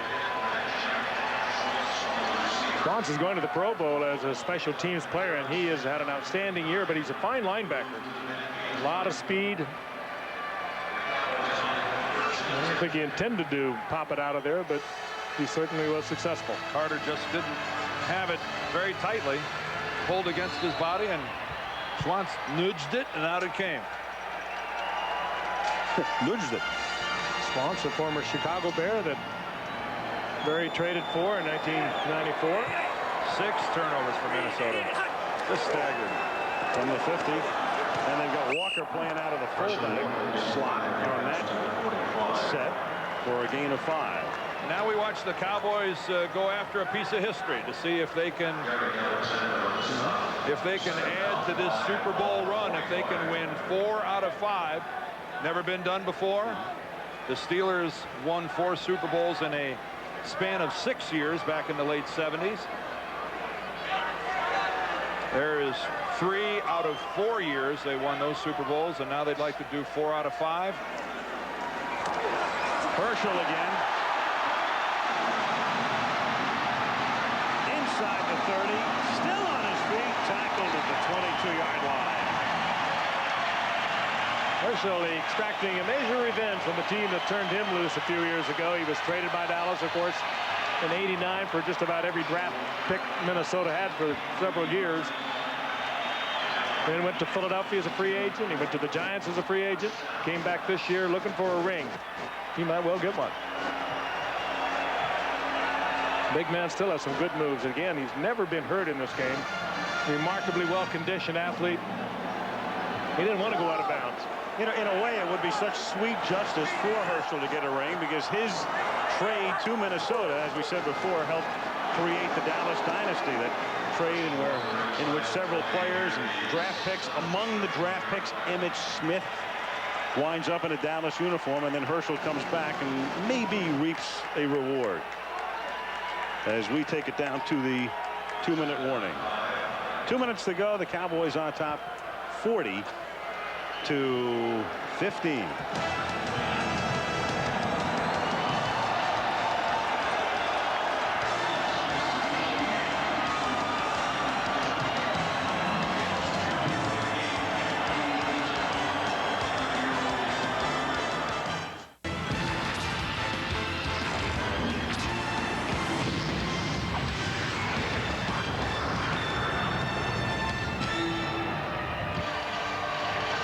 Go inside the NFL playoffs tomorrow on NFL Countdown. Live reports from Pittsburgh, a look at Cordell Stewart, and San Francisco, a feature on George Seifert. Tomorrow on ESPN at noon Eastern and 9 a.m. Pacific. 2nd and 5 for the Cowboys at the 17. Jason Garrett hands the ball off to Sherman Williams, who is tackled by Brady. Well, the only other group in this stadium as sharp as the Cowboys, our production crew, headed up by our producer Kenny Wolf, our director Craig Janoff, and our multi-talented crew up and down the line. Thanks for everything. This was super. A great gang as we wrap up our 27th season of coverage. And what a pleasure. What a pleasure. The best. Hard to believe we've been, what, now together? 10, just finished 10. Yeah. 10 years. Herschel Walker to the 14. Dallas a big day rushing. Barry Switzer ending his 3rd year here, and you saw our halftime talk with Jerry Jones. He said he is back next year. Still, I'm sure you'll see a spate of stories about this and that, and that they've lost control, and of all the things. I mean, you can write and say a lot of things about Barry Switzer, but when I read that he's dumb, I mean, it's about the stupidest thing you could ever read. Yeah, something That's not even something like a fox. Yeah. It's not even pristine garbage. Yeah, that's right. That is regurgitated garbage. Next time you hear anybody say or write that he's dumb, just consider the source. There goes that cottage industry again. You bet. This one is now. Well, it is history. It will be very shortly. And a long ride back to Minneapolis. Actually, the Vikings will have to run a play here because the Cowboys give it up on downs. Dennis Green ends his 5th year. He takes them to the playoffs 4 times, but each time with a different quarterback, he goes home with an L. Well, if Dennis Green, for some reason, doesn't go back to Minnesota, wherever Dennis Green goes, they'll win. I think the man can flat out coach.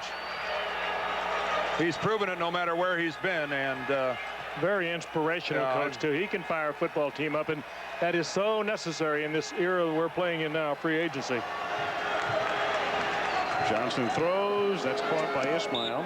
Vikings, meanwhile, losing 4 playoff games under Green and 2 prior to that. So this will be 6 consecutive postseason losses for the franchise, and that ties a dubious NFL mark.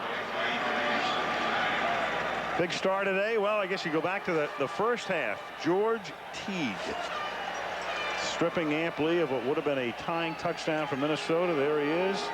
Picks off a pass, runs it back in for a score. Huge half for Teague. And Dallas had it salted by halftime. And that's incomplete.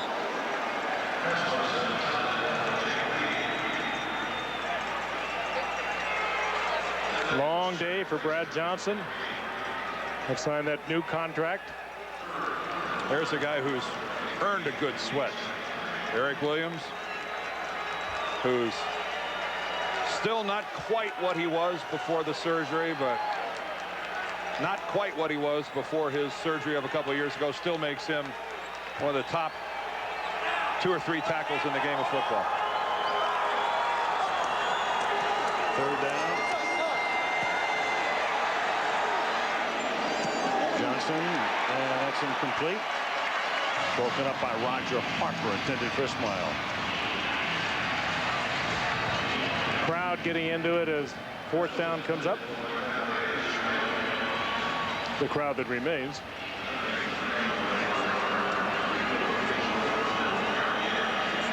Nate was right. He said we'll kick it in and we'll turn it on when playoff time gets here.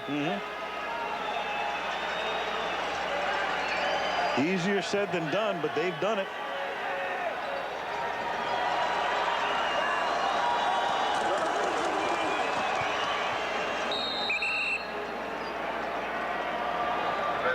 And that is a Viking first down. And Troy Aikman can take that well-rested arm. He's like a baseball pitcher that threw too much. He stopped throwing for 6 days, and he was sharp as he's ever been today. Dion and the gang heading for North Carolina, where they're going to have a little Dom, and I don't mean Perrion. Well, they hope to have a little Dom. Carolina is for real. They're going to have some capers. Yes. 40-15 Dallas, and let's go down to Lynn Swan. Lynn. Well, thank you very much, Al. Emmett, there were a lot of questions about the Dallas Cowboys offense. You feel you answered most of them this afternoon?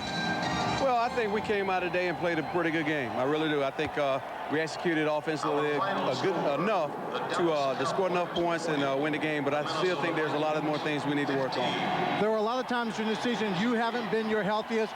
People began to speculate about how much you really wanted to play in this ball game, whether you're the same Emmitt Smith. How did you feel? Today was the best I felt all year long, up until the point where I got hurt. I mean, today I came on the field, I felt great. It just felt good. Had a lot of spring, just felt good. My injuries is healing, and healing well enough where I can keep running around and not really have any problems. I think today, with the lead that we had, I was able to take another rest and let it heal up some more. So I feel very good about it. You know, with having to play the wild card game, not getting the bye, the outcome of this ball game was as close to a bye situation as you could ask for, but you still came out and played that second half, the start of the second half. Well, coaches wanted us to come out and play the first series in the second half. We didn't have a real good first series, so I wanted to stick around for the second series, and we was able to have a good, very productive second series. Emmett, thank you very much. I'm going to talk to your partner on offense here, Troy. Tremendous ball game for you. How do you evaluate your performance? You know, I felt pretty good. I felt like I threw the ball well this week leading up to the ball game, and I felt like I threw the ball well during the game. And, you know, guys made some plays. We had some opportunities for some bigger plays. You know, they blitzed us. They picked some good times to do it. I was trying to lay the ball up for Michael, and we just missed on a couple. But I thought the guys played well throughout the game.